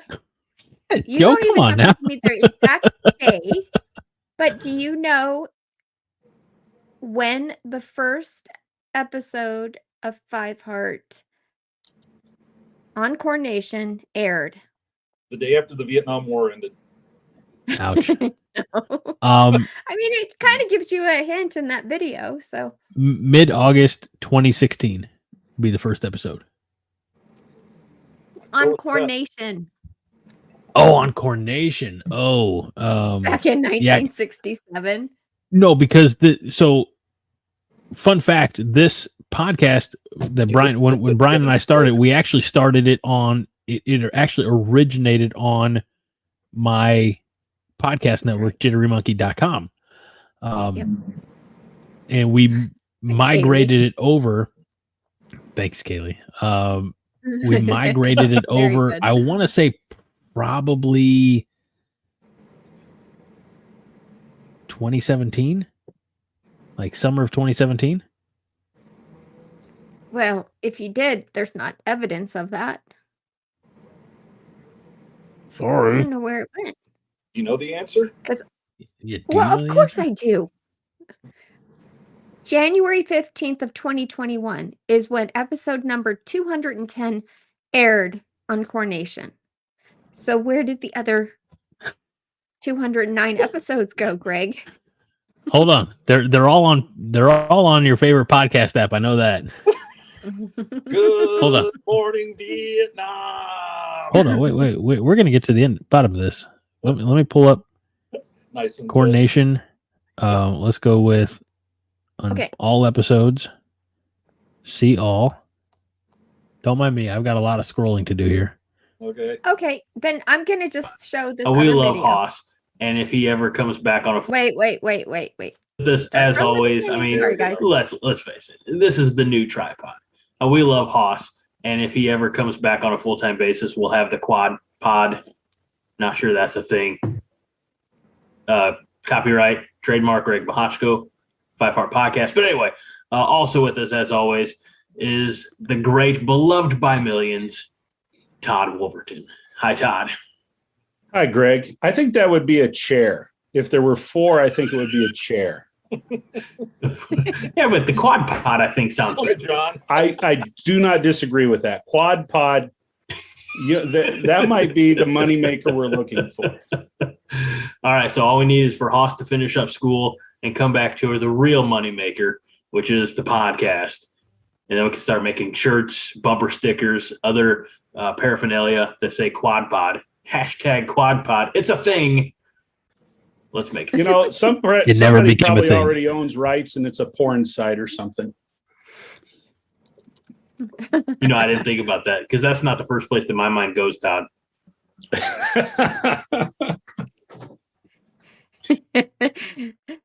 200 episodes later, it is the first place your brain goes. I know for a fact. Madam, how dare you? Ah. The quad pod. I forgot about the quad pod. Haas made it back, but not quite full time to the 5 Heart. We've got the overreaction. So, yeah, the quad pod. That's a good time. What else you got for us, Minnie? Did you find the answer? No, I stopped looking. Honestly, I was more distracted by the quad pod. That's why the quad pod is legendary. The quad pod needs to be a thing. Okay. Uh-oh. Well, Wait a minute. I have something that took some. Well, okay, we'll do this one first.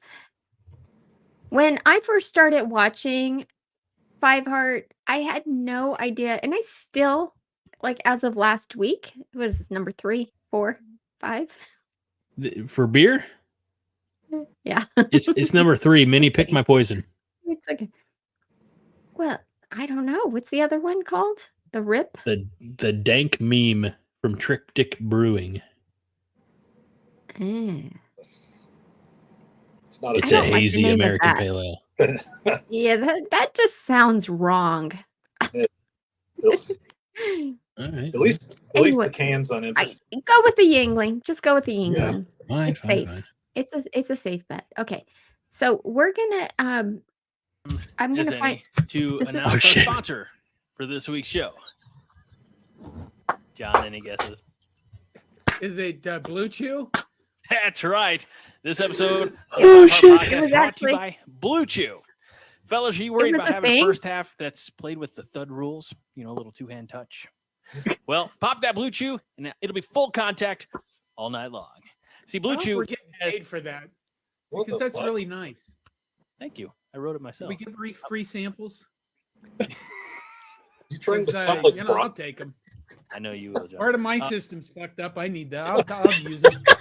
I'm trying to finish the spot for our Okay. beloved advertiser. Blue Chew has the same active ingredient as Viagra and Cialis, but it is a chewable, so it can work in as fast as 15 minutes. Now, a 5-star recruit from any outlet, it's the perfect pregame ritual. Since it's all online, there's no awkward doctor visits or pharmacy pickups. It ships in discreet packaging right to your front door.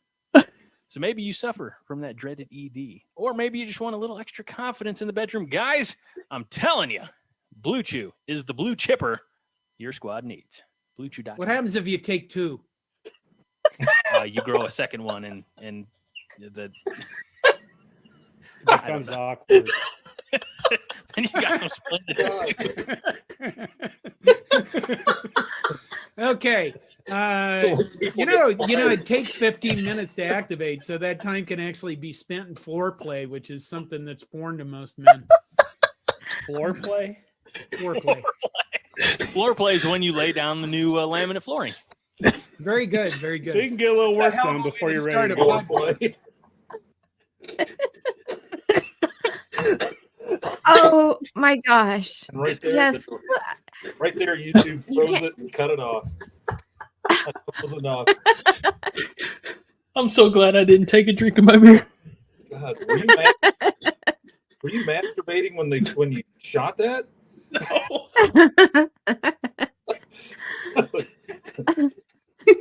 Oh my goodness. I just took 3 15 minutes ago, and there's nobody else in the room, so you got it. Here's what you get. Oh. When Todd just started like scratching his head. I never really knew that Blue Chew was a thing. I had no idea. And so now I discovered that little gem, and I'm like, oh shoot, I kind of have to show this now that I know what it's all about. Oh my God. MK, if tonight's episode lasts over 4 hours, call your doctor. Oh shit. Oh my goodness. Oh my goodness. Anyway, what was that stuff called? I'm just for a friend. Well, it makes you gag. Look at what Melissa says. She's like, if it was my first show, I would have thought it was a sex show. No, that was just advertising. The funny thing, the greatest part about this is that we've never had an actual sponsor. Blue Chew's never paid us a dime. Would you? After that, they're like, "Oh my God!" Oh, that's so bad. I just want you to know, I wrote that ad copy. Like, I didn't steal that from another podcast. I wrote that. You're kidding? No, Really? It's not. I wouldn't have known. I was a professional in radio for over a decade, Andy. I can write some ad You copy. did if I know need that. to. Yeah, I was being Come on. sarcastic as shit. I'm like, no one else would take credit for that. Are you trying to kid? Oh no, Howard Cosell and Frank Gifford didn't write this. This was all me. I wasn't them up there talking about their Woodies and their 15 minutes to activate, which is probably my favorite part. Kick right in. Well, because it's chewable, so it hits the bloodstream faster. No, you don't have to explain it. I get it. I just love it. Hey, for those of you who needed it working now, you only got a bullshitter for 15 more minutes, and then you're ready to rock. You don't even need it. John was providing the format. Hey, you take the Blue Chew, you got 15 minutes. That's the form. I'm sorry, I believe he said floor play. I thought you just said blue cheese. Like, that sounds even worse. Oh my god. Okay, right. now Minnie, what's next? This last compilation is. Is this the big one? That's what she What the said. hell was that? Oh my gosh. What are you sponsoring? Well, I'd say the whoredom has reached a whole new level. We were whores before, but wow. I mean, think about this. I want you to really consider this, all right? RPI, whatever. You win the Big Ten. Just, none of that stuff matters. Think about well, that. You win the think Big Ten. We're not going to win the Big Ten. Well, See, dude, you are the problem. That's the problem. We don't have to win the Big Ten. This is a fucking football. All we have to do, you know what we have to do? We have to win our home games and maybe win one road game. That's what we have to do. In basketball, we're going to lose a lot of games, but you just want to win at home and maybe pick off one road game, like against Northwestern or somebody shitty. Well, at least now I know that I'm the problem. You are the problem. In the fan base. Todd, what would you do with... He must have worn himself out because I figured he was going to respond with something. He's just sitting there like some goober. Todd, speaking of goober options. Shit ass. Before we start the podcast, I mean, no people don't know this, but your voice sounds like a 9-year-old boy that just got hit in the nuts during the T-ball game. And then suddenly you turn on it, welcome to the 5 Hard Podcast. And it's this fucking glorious radio voice. Okay. Do you have more of the recruits? No. What, did I miss any? Oh my God, that's 39 of them, man. Blue Light and Fan. I just got the ones. You're welcome. I just got the ones from today. Oh, okay. All right. You jackass. I'm a jackass. I real quick before you do that, John, I do want to follow up to Todd's statement there. Todd, in your opinion, we all know that you hate Scott Frost. You think he's I just think he's a bad head coach. He's a piece of shit head coach and a piece of shit human being. We get it. No, I said he's a shitty head coach. I did not say he's a piece of shit. I did not say he's a piece of shit human being. Don't put words in my mouth. I know. I'm sorry. I couldn't. I'm judging the act, not the person. I know. Wow. I know. And I think he's kind of apologize. shady myself. They were really, really nasty. And I try to have some semblance of decency, shit asses. Anyway.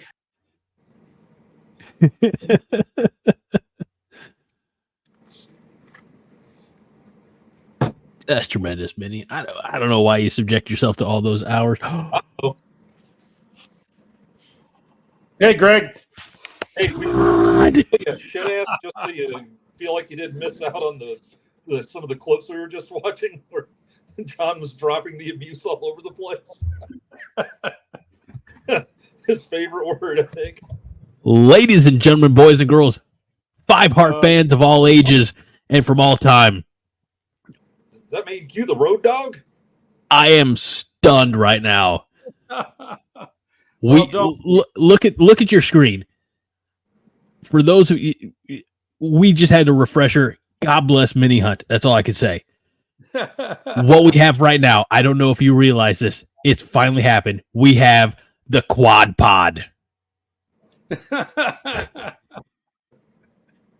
Holy shit, Todd. It's the quad pod. The quad pod. At least it's not the tripod, and we don't have to start telling those jokes. If oh my gosh. If God himself walked into my front door right now, I would not be more surprised. How are you, my friend? Well, I'm doing good. I tell you, it's busted my butt getting back from Des Moines. I really wanted to just jump in here and say howdy to you, Greg, and say how much I appreciate all that you've done with these podcasts and support and coordination and making it possible for a lot of us to kind of go down this road as well from time to time. So we went to Des Moines. My nephew was the opening act at a venue up there. He's kind of getting his career going and happy to be back. So. This is, I rarely, and everybody, all 3 of you know this. Lord knows the Chatterfields know this. Rarely am I speechless. This is the best This Is Your Life episode of all time. Todd, wow. I got to see you again, last month when I was in town for the Colorado game. And it's always great catching up with you. And I'm shocked is the word. Thank you, man, for rushing back and jumping on with this. Well, I was delighted that Minnie made me aware of it, and I miss being hanging with you guys. I mean that I really enjoyed that, and that's kind of tough not being there anymore. But it was fun seeing you in Lincoln. We had a good time down there. We have to do that type of thing more often. Yeah. Now I get to see Andy. You see, I am taking over Andy's domain. You're being okay. Sit down. I've been there 2 times in a row, and Andy's we'll see how it goes. I snap my fingers here out the window like an old Western movie, rolling in front of your donkey and having to ride off in shame. But hey, the first one worked out.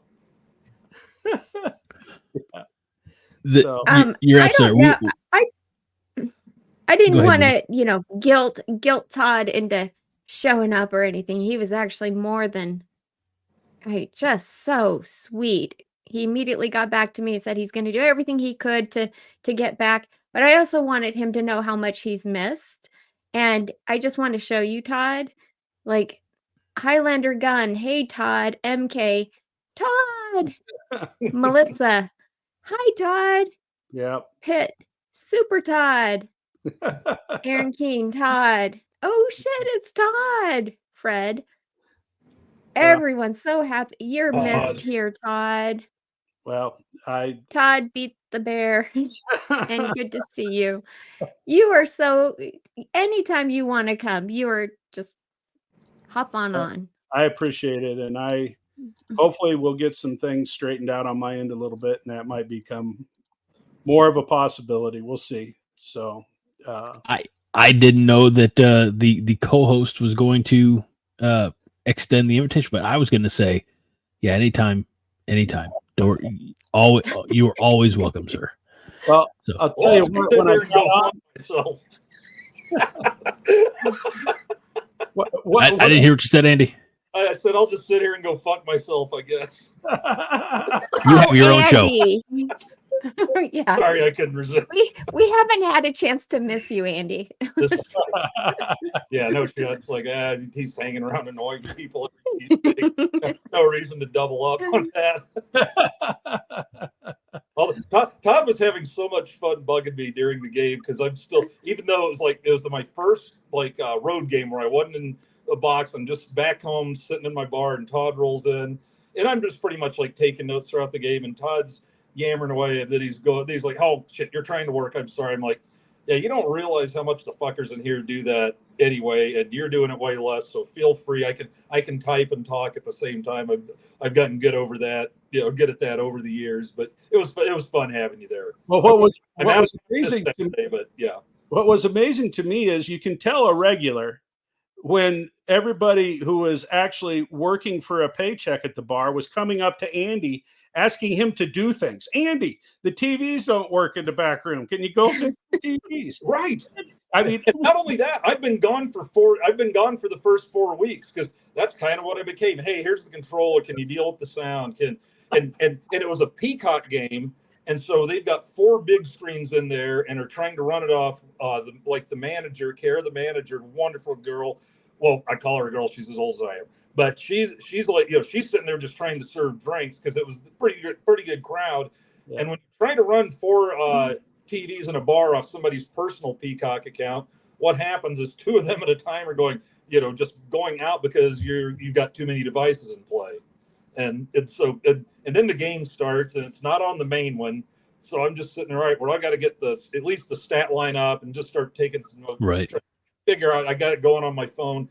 Finally comes on, and then I think that's when Kara came up and goes, because one of the ones, the big one in the back dropped out. She's like, "Hey, Andy, what'd you do to get this one doing?" Him nothing. I gave it to Ryan, and he took it over, and I think we just turned it off and on. "Oh, can you go do that for the back one?" And I didn't mean to be short. I was like, "No." And typing away, and I'm like, "No, I'm out of the TV." And then they just kept coming up heckling me, and I'm just like, and Todd's just cracking up. Yeah, he got to see a little part of what it's like to be me, I guess. I guess so. Yeah. So anyway, Aaron Keene says, "We're still waiting on the Badonk calendars." Okay, that's a good point there, Aaron Keene, because this whole Badonk thing, everyone ever since I came on board here has been talking about how Todd likes to rate Badonks on the offensive line. And I have looked for this episode everywhere. Do you happen to recall when you first mentioned this? It had to have been last December, because I think the first I brought it up is when, oh gosh, now my Alzheimer's kicking in. The kid from Logan Magnolia, the offensive lineman that is a freshman this year. I saw him wrestle out at Oakland. Is it Grant Briggs? Grant Briggs, yeah.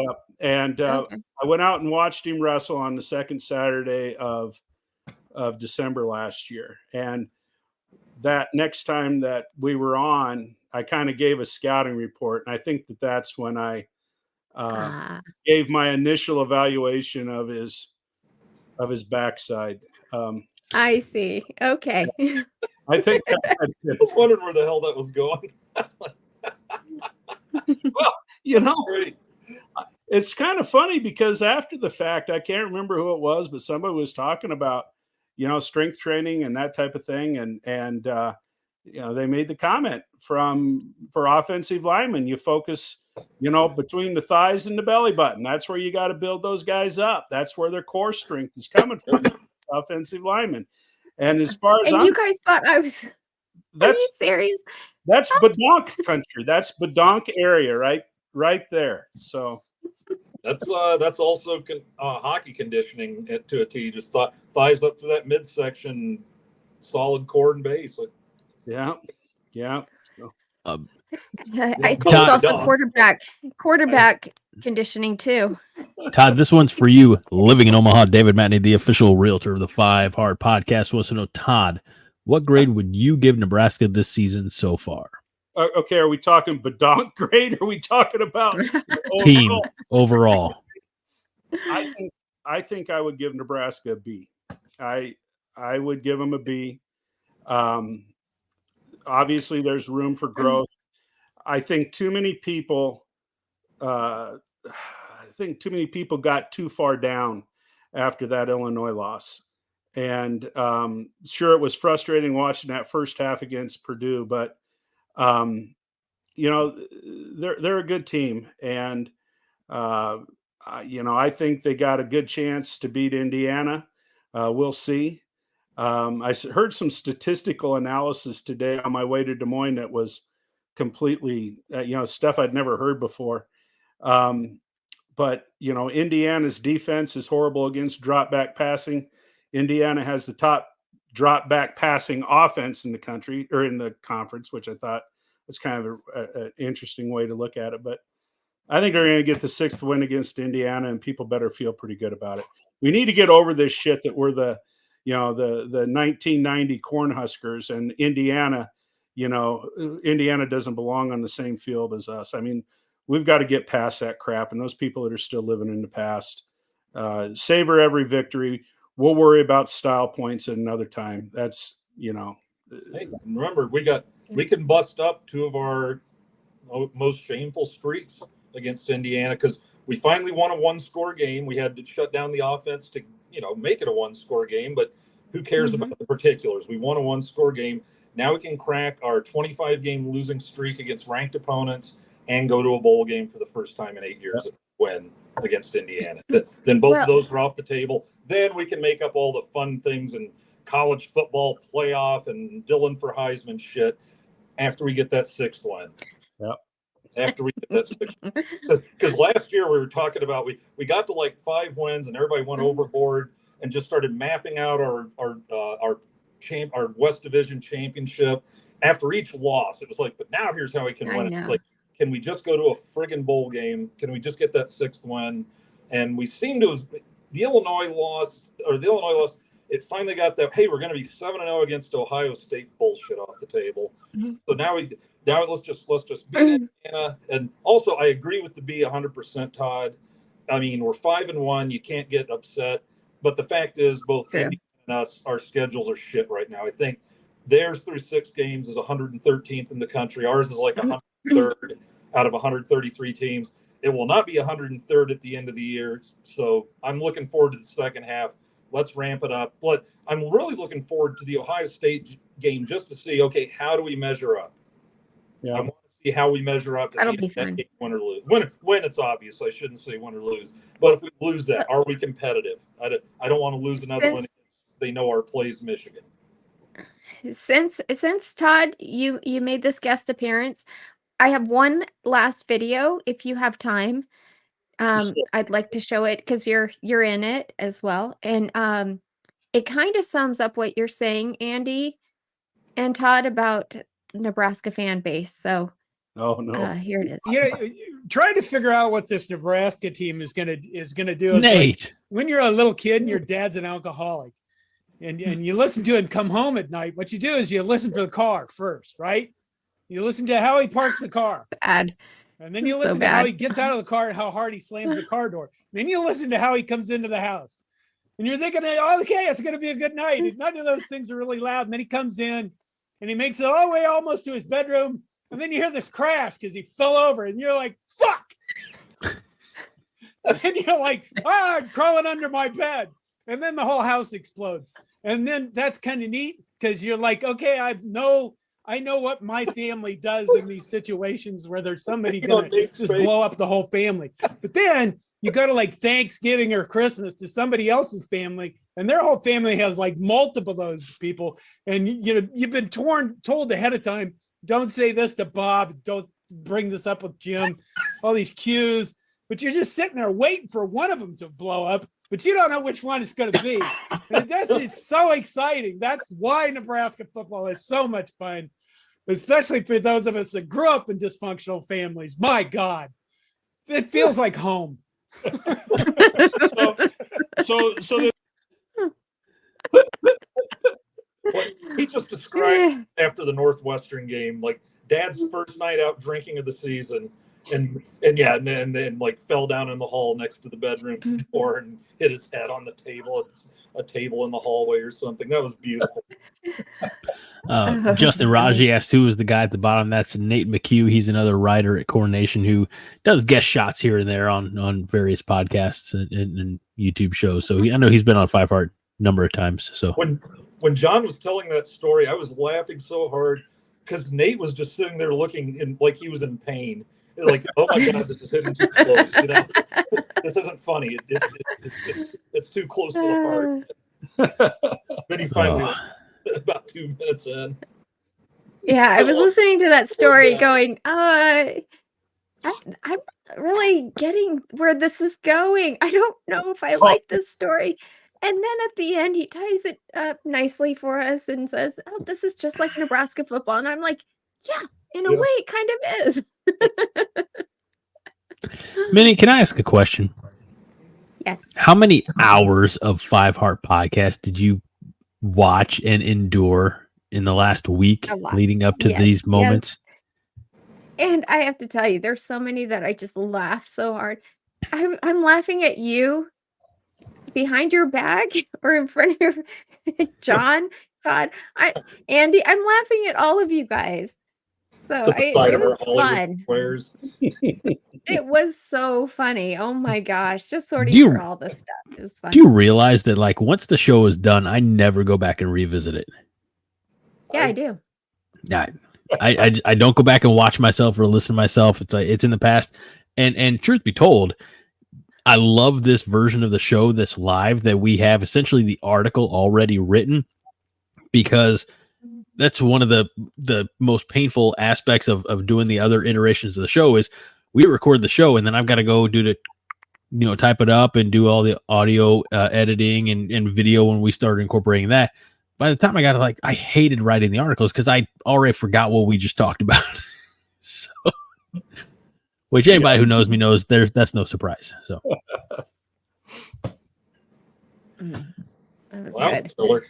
Look who decided to join us from the comments. Aaron Rostovsky. There he is. Yep. Nice. Thank you, Aaron. You fuck. I see you. I see what you did there. Jackass. Oatmeal cookie guy. Oh, shit. Let's see here. My own tires for a sec. Damn right. Waterboy was a blast. We did have fun when we did the Waterboy on all the right movies. Yeah. That was one that would have been tough to fuck up, to be honest. But yeah, I was laughing a lot at that one and just at the comments and everything. Oh gosh, dang it! What do you got? For Minnie? Don't look at it. I have to fix something really quick. Well, while you do that, I'm gonna look at some of these starred comments. All right, Minnie?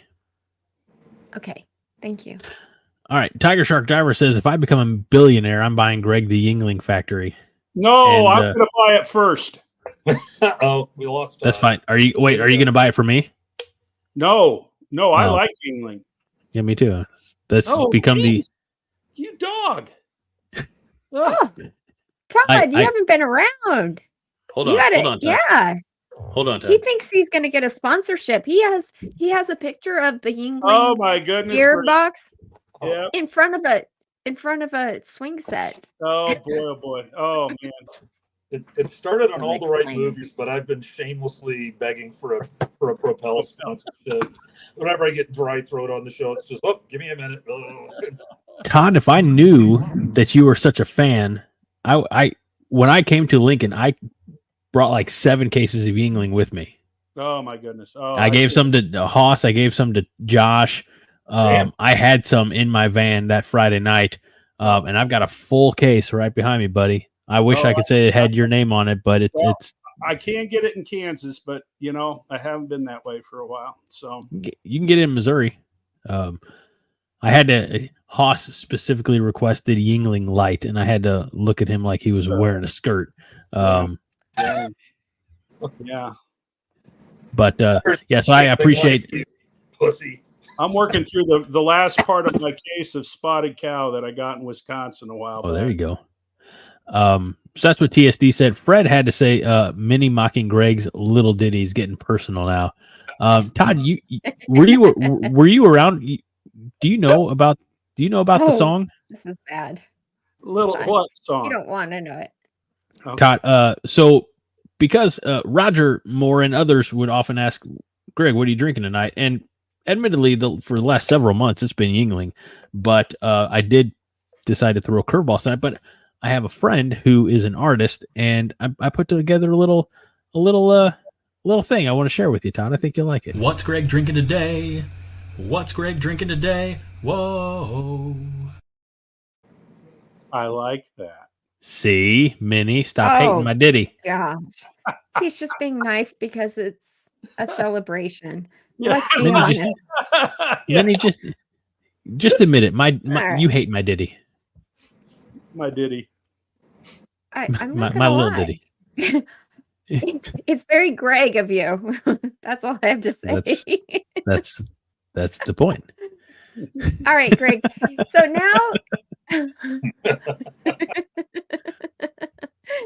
now I want you to pull out the thing that I sent you. Nope, none of that.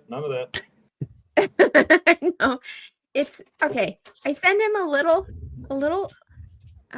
present, and it was supposed to come with another thing, but okay. So you can open this. This is. Oh, jeez. Okay. I guess we don't get to see So it. what it is? Nope, you do. Everybody. Oh my God, those shoulders. This image was made by Joe Lalakis. Oh, It is Greg Mahachko, since he's always like practically shaving his head bald and won't grow any hair out. And everybody What are we doing? wanted me. Listen, put it on. Ready? Everybody wanted me also. Everyone keeps on talking about how I'm wearing a wig, and they asked me to dye my hair red for a Husker game. Oh my Greg, God. put it on. This is our alter ego. Ready? So you got matching Joe Dirt wigs. What the shit? Wait, let's see. Hold on, I gotta take the tag off. I gotta take the tag. Right here. What are we doing with our days? Oh my God. Oh, there you go. Joe Darte. There you go. He has a mullet, and Yeah. I have scarlet red hair. For Wow. when we go bowling, you and I were wearing these.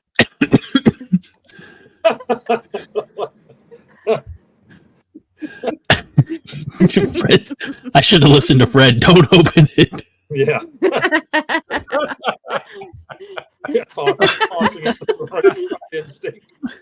Wait, you know what? I could actually get some use out of the comb. Oh my goodness gracious. Greg, I've always wanted to see you with hair. You know who you kind of look like? No. Isaac Gifford. Oh, jeez.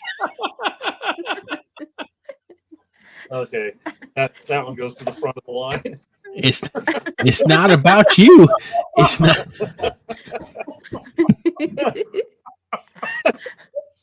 It's not about you. It's the consumer.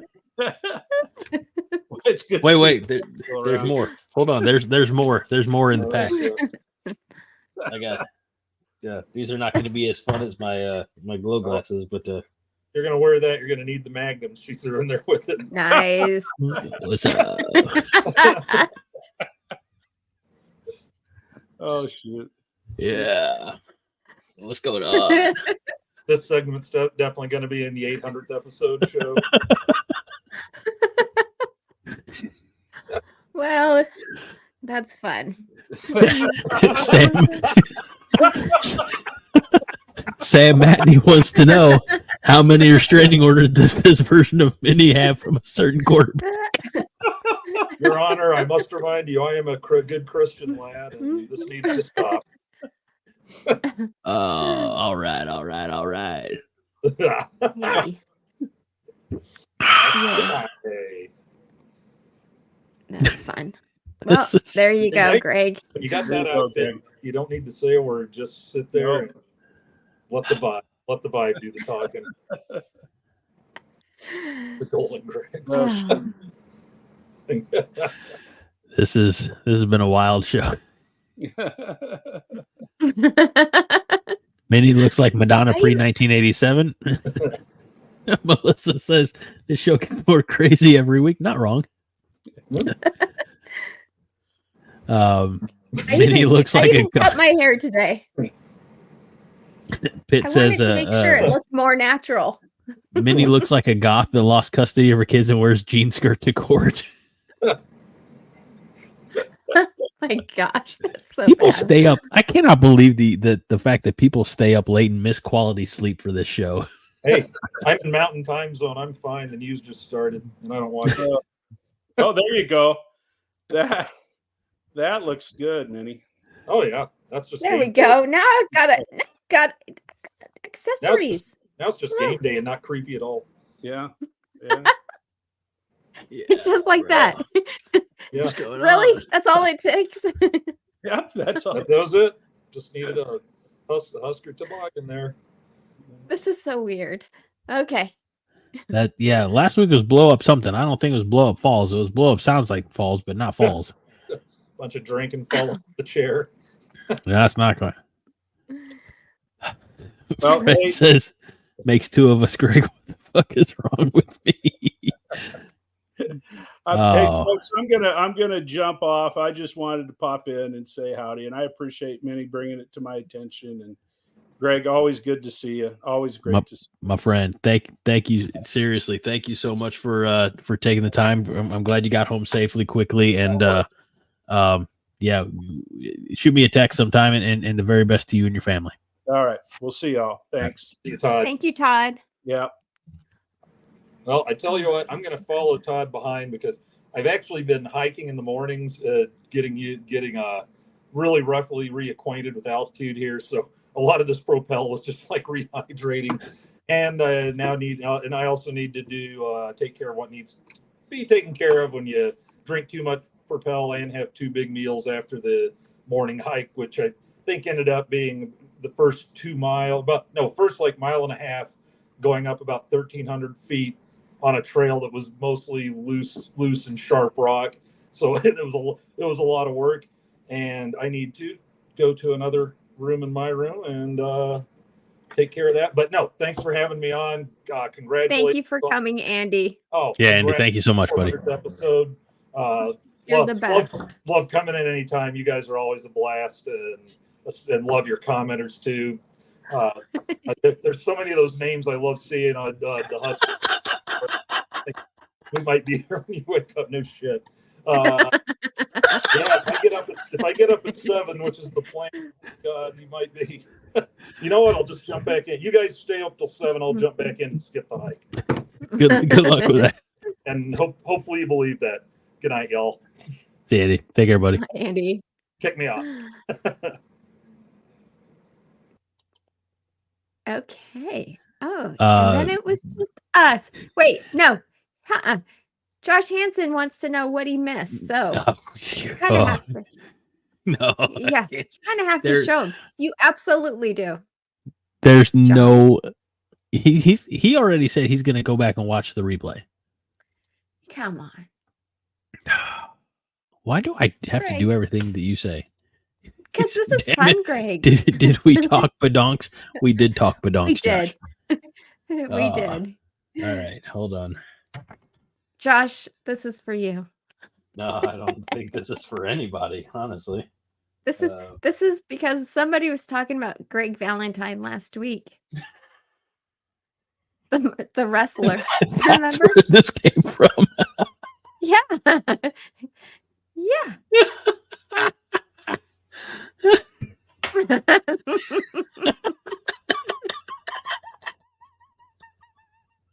What the shit?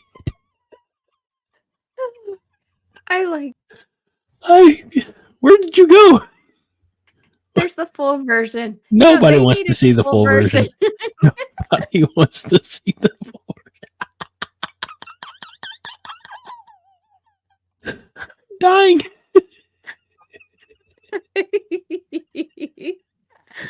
Oh man, that's a blast. Too Right, good. the Blue Chew Hammer. Josh says, "Holy fucking stop the bounty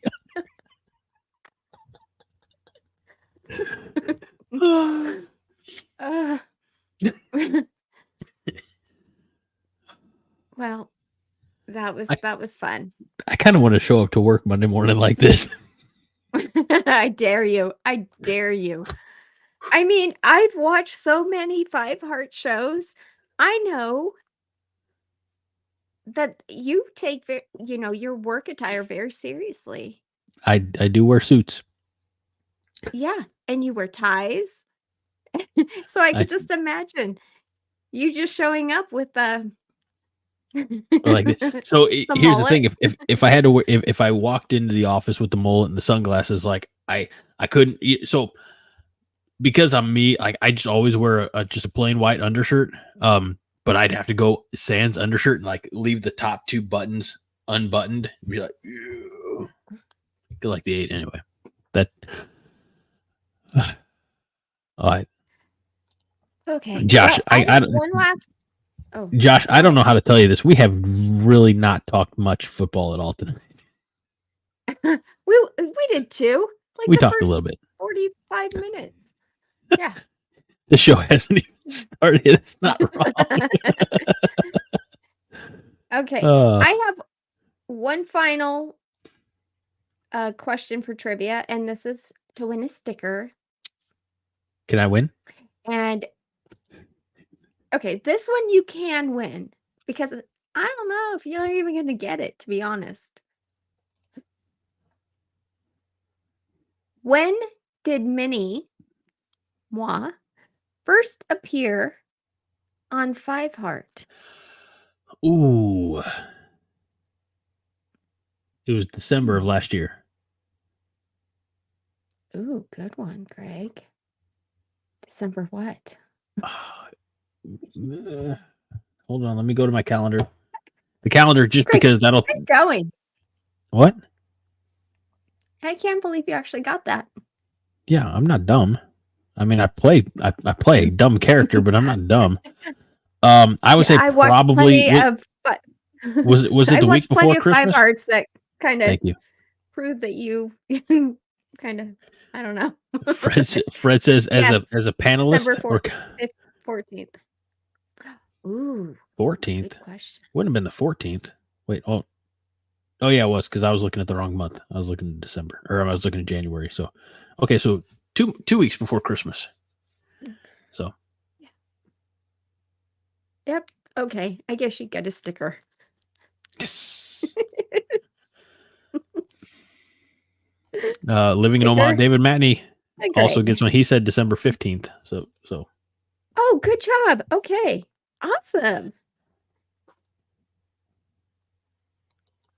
All right. What Josh says, oh great, we have to see Greg's Grinder app in his glasses.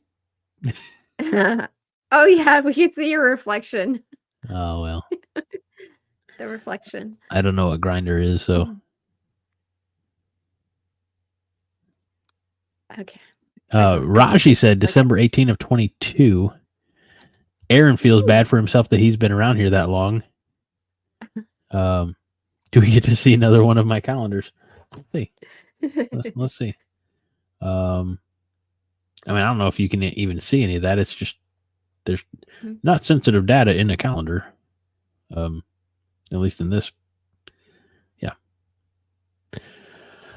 All right. What else you got for us, Minnie? This has been awesome tonight. I'm glad. That's about it, I think. I hope do I have anything on my format? Let's see. We had who won, who lost, housekeeping. We kind of skipped over housekeeping, didn't we? Oh man. See? That's why it's on there. That's why it's on there. We got to do the whole thing over now. Husker Chuck said, "How about a 5-heart calendar? This Greg would be the October photo." Ooh. That'd be cool, like a 5-heart like 5-heart calendar. So Greg, we'll figure you something and I out. look like we could be in a rock band.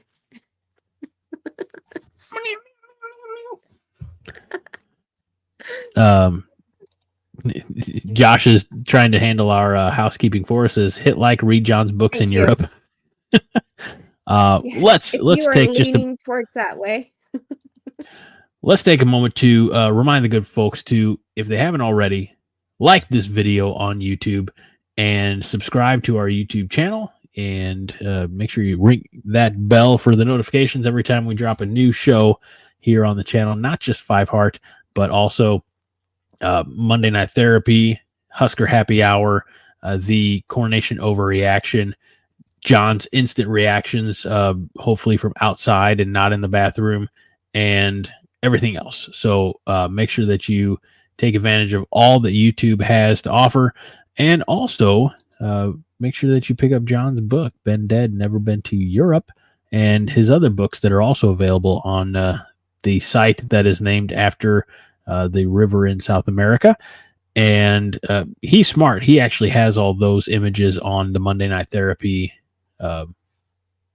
database. They're just not translated over here. I'll work on that for next week, but he has other books as well. And how could we have forgotten? Get your sweet, sweet merch, like this shirt right here, Corn Nation, at cobbycorn.org, or this shirt here, the Corn Nation shirt, at cobbycorn.com. And I'll talk to John. We should have done a promo for this week with being the 400th episode. We should have done like some percentage off, but we didn't. So we'll work on that for episode 401. So yeah, that takes care of housekeeping, I think, Minnie. We have more to do for next week, Greg. Yep. What's that? Next week. Well, we talked about this, remember? I just want to say, Husker Chuck, by the way, giving you your flowers, because honest to God, now I say that this show was put together by Minnie, but realistically, all shows are put together by Minnie. But there's some there's some knowledge of mine going in. You know, like I know, we'll talk about the previous game, we'll talk about any news and updates throughout the week, and then we'll talk about the next game. But this week, I had no idea what to expect. And it, I don't want to say I was never like uncomfortable, but I was like, I felt ill prepared. So all the flowers to Minnie for putting together tonight's show. The hours I've lived I would say so true. Every minute that I've been on 5-Heart Podcast, and I haven't been on all episodes, but I probably only missed a handful out of the 400. And I have, but I've lived them all. I didn't go back and rewatch them, and Minnie did.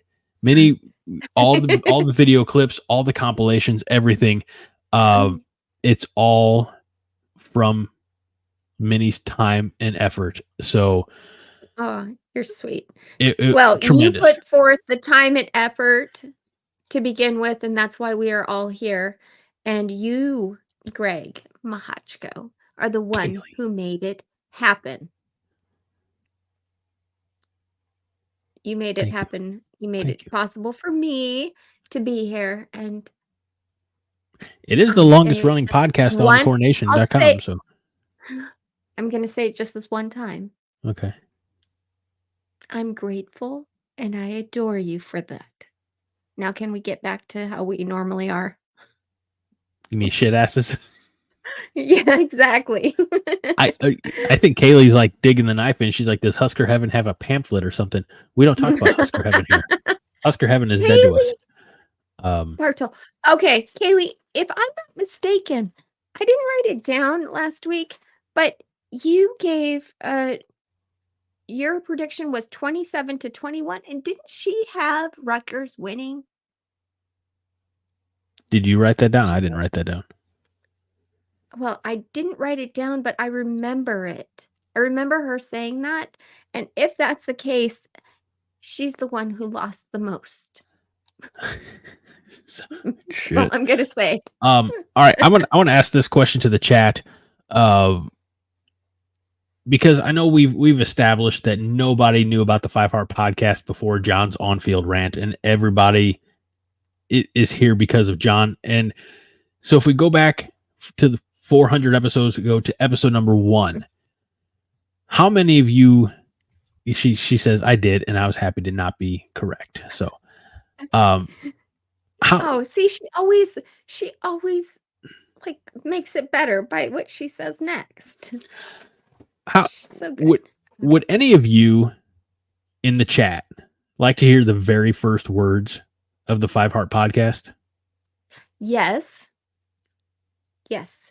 By the way, Josh he's right. He was around because he's responsible for me being a Husker fan. So he was around for the very beginning of the 5 Heart. So I don't have a picture. I don't have anything, flashy that accompanies this, but I do have the first words of the 5 Heart podcast. Here we go. By the way, August of 2016, myself, Brian Toll. Welcome, everybody, to a brand new episode of a brand new show on Corn Nation. This is the 5 Hearts podcast. I'm Greg Mahachko, and joined by my good friend and a longtime podcast buddy, although it's been over 2.5 years, Brian Toll. Brian, it's good to chat with you in an official Corn Nation capacity once again for everybody to listen. You make it sound like we know what the hell we're doing. We don't, but if I can make it sound like that, then that's half the battle. Welcome, everybody, to a brand new episode of a brand I didn't realize new I was show gonna repeat there. And when we switched... Yes, ma'am, sorry. I wanted to add that so bad to tonight's episode, only I couldn't upload just a video file, so you're gonna have, or just a audio file, so you'll have to show me how to do that later. I can do that. And so the show, you all know the intro. I'm gonna play the intro music as it is, and I'm gonna play the opening video again, at least a little bit of it, but you all know the intro as it is now, like this.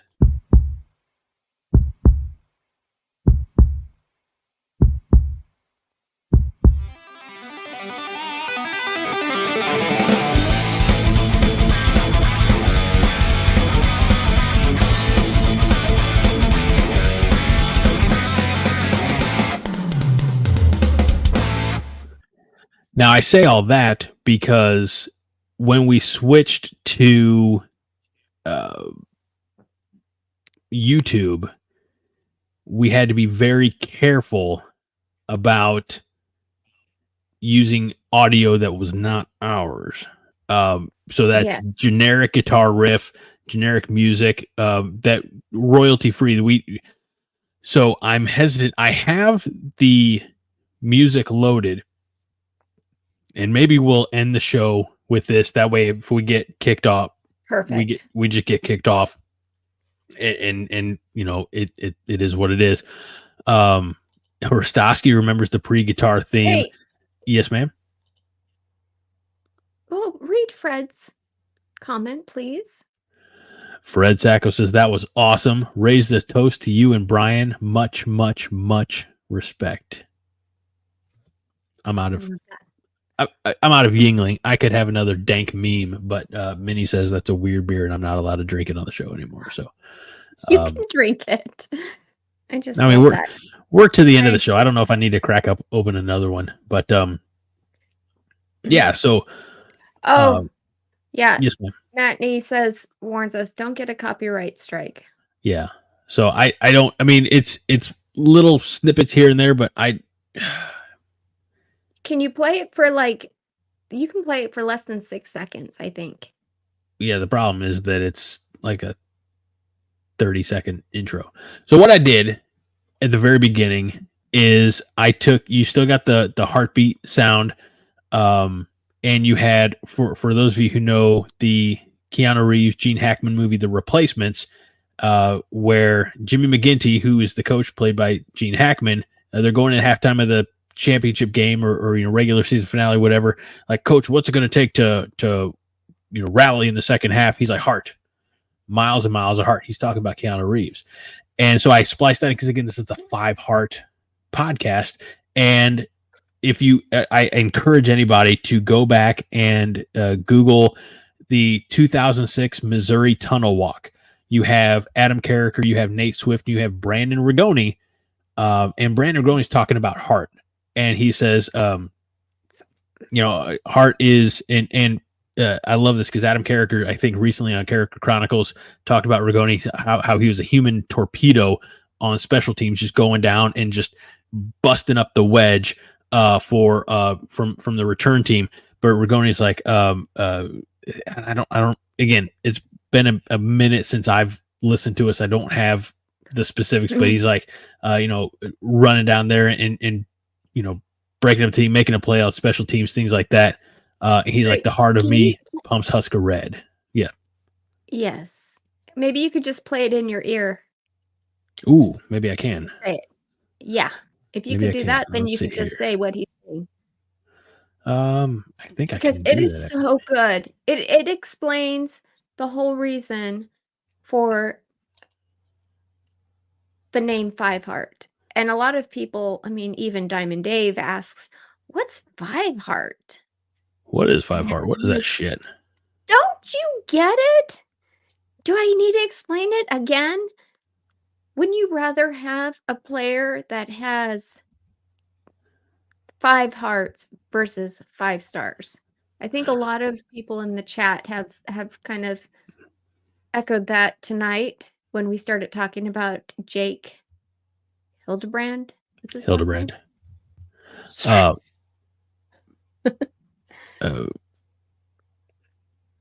No, I didn't hear the story. TSD says, Greg, have you heard the story where Rigoni got jumped by a frat and Richie Incognito made Rigoni drive there and beat up everybody in the house? I have not heard that story.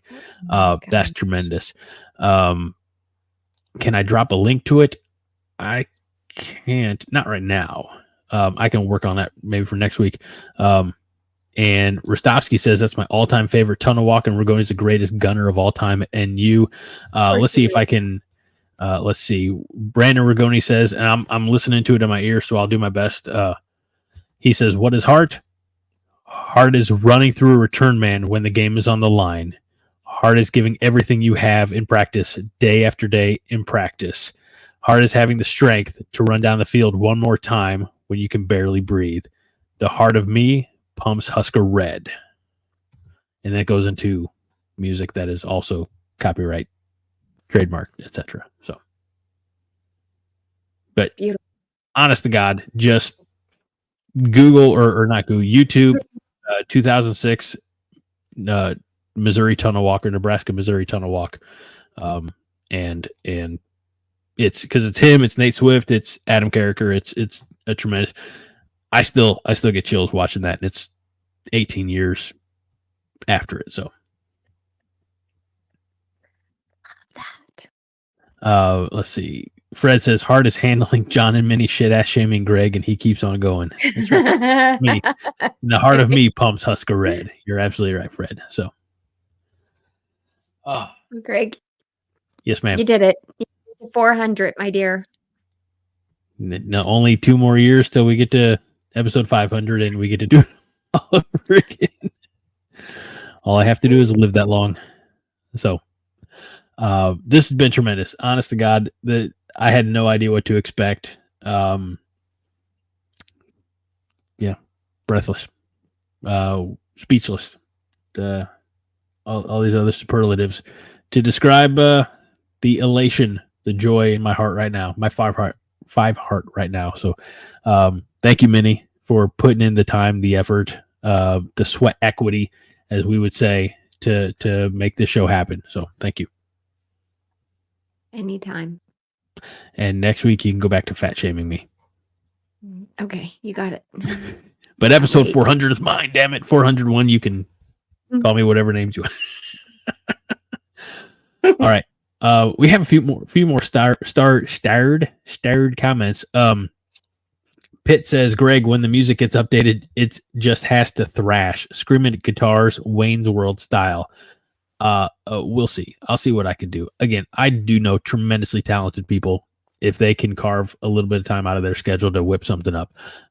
Aaron says, if Greg doesn't drop a gangsta rap collab with Ice Cube next, well, then that's just a missed opportunity.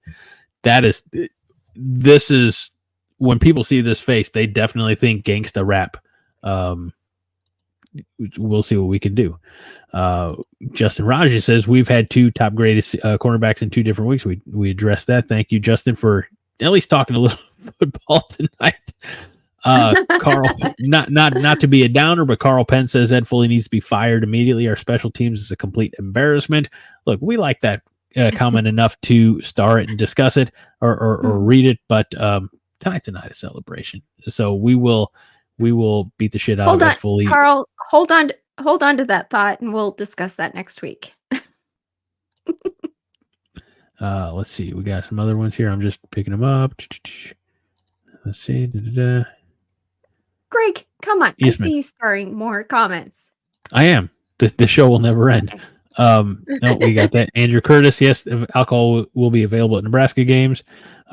Justin Raji guest 2021 in January. Oh, he did get it. Yep. Okay.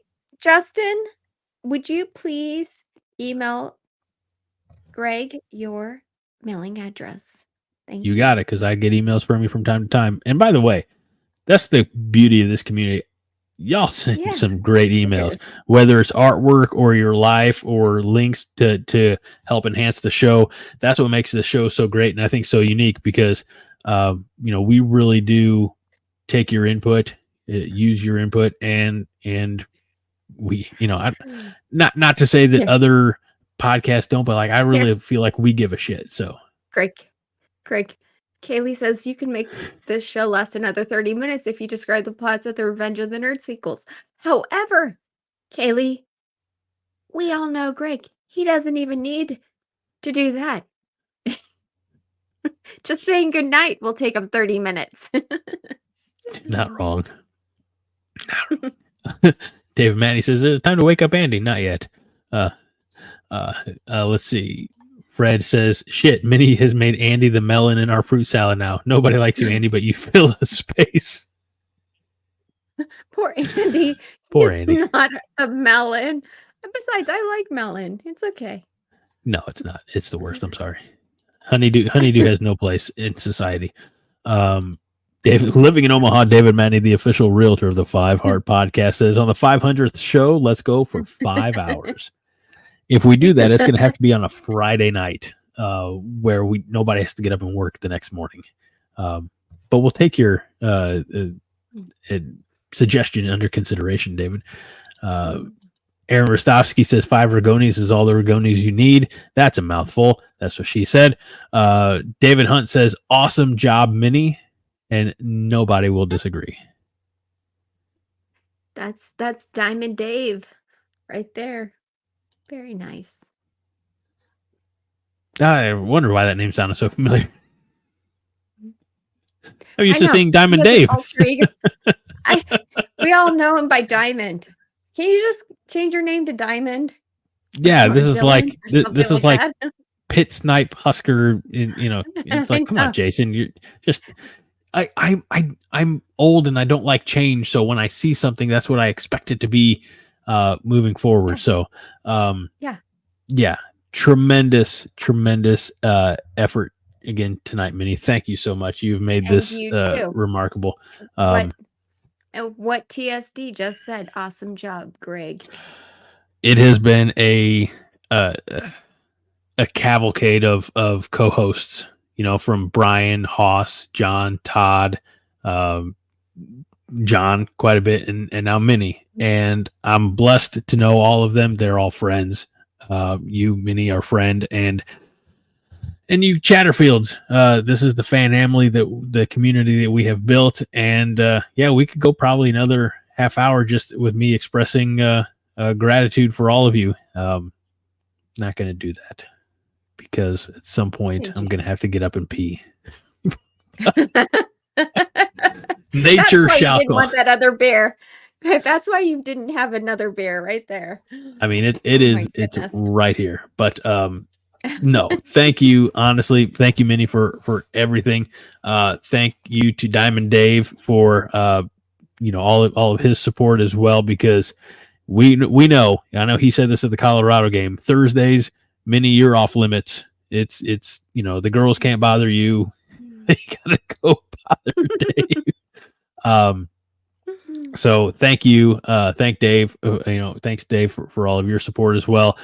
Thank all of you wonderful people in the chat. I said it, I love saying it this way. We do know that you have more options now than ever for entertainment, thanks to not just cable, but all the streaming services. You have, VOD, you can watch anything that you want at any time. And the fact that, and tonight it's a bye week, so and it's more of a celebration than a true breakdown of Nebraska football, things like that. And still over 300 people are hanging out with us right now. I'm shocked. I'm honored and I'm humbled by the fact that we have just such a Greg. Yep, I'm doing it. My wig fell off. If we're gonna do it right.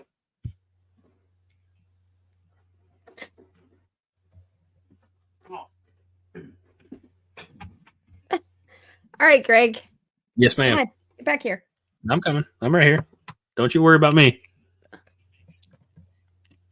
I got this all under control. Okay. Costume on, check. Wig. It is great to spend this quality. I've said it before. I look forward to Thursday nights at 9:00.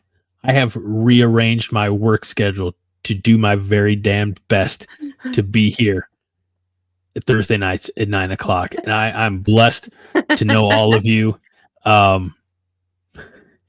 We'll be all right. We'll be okay.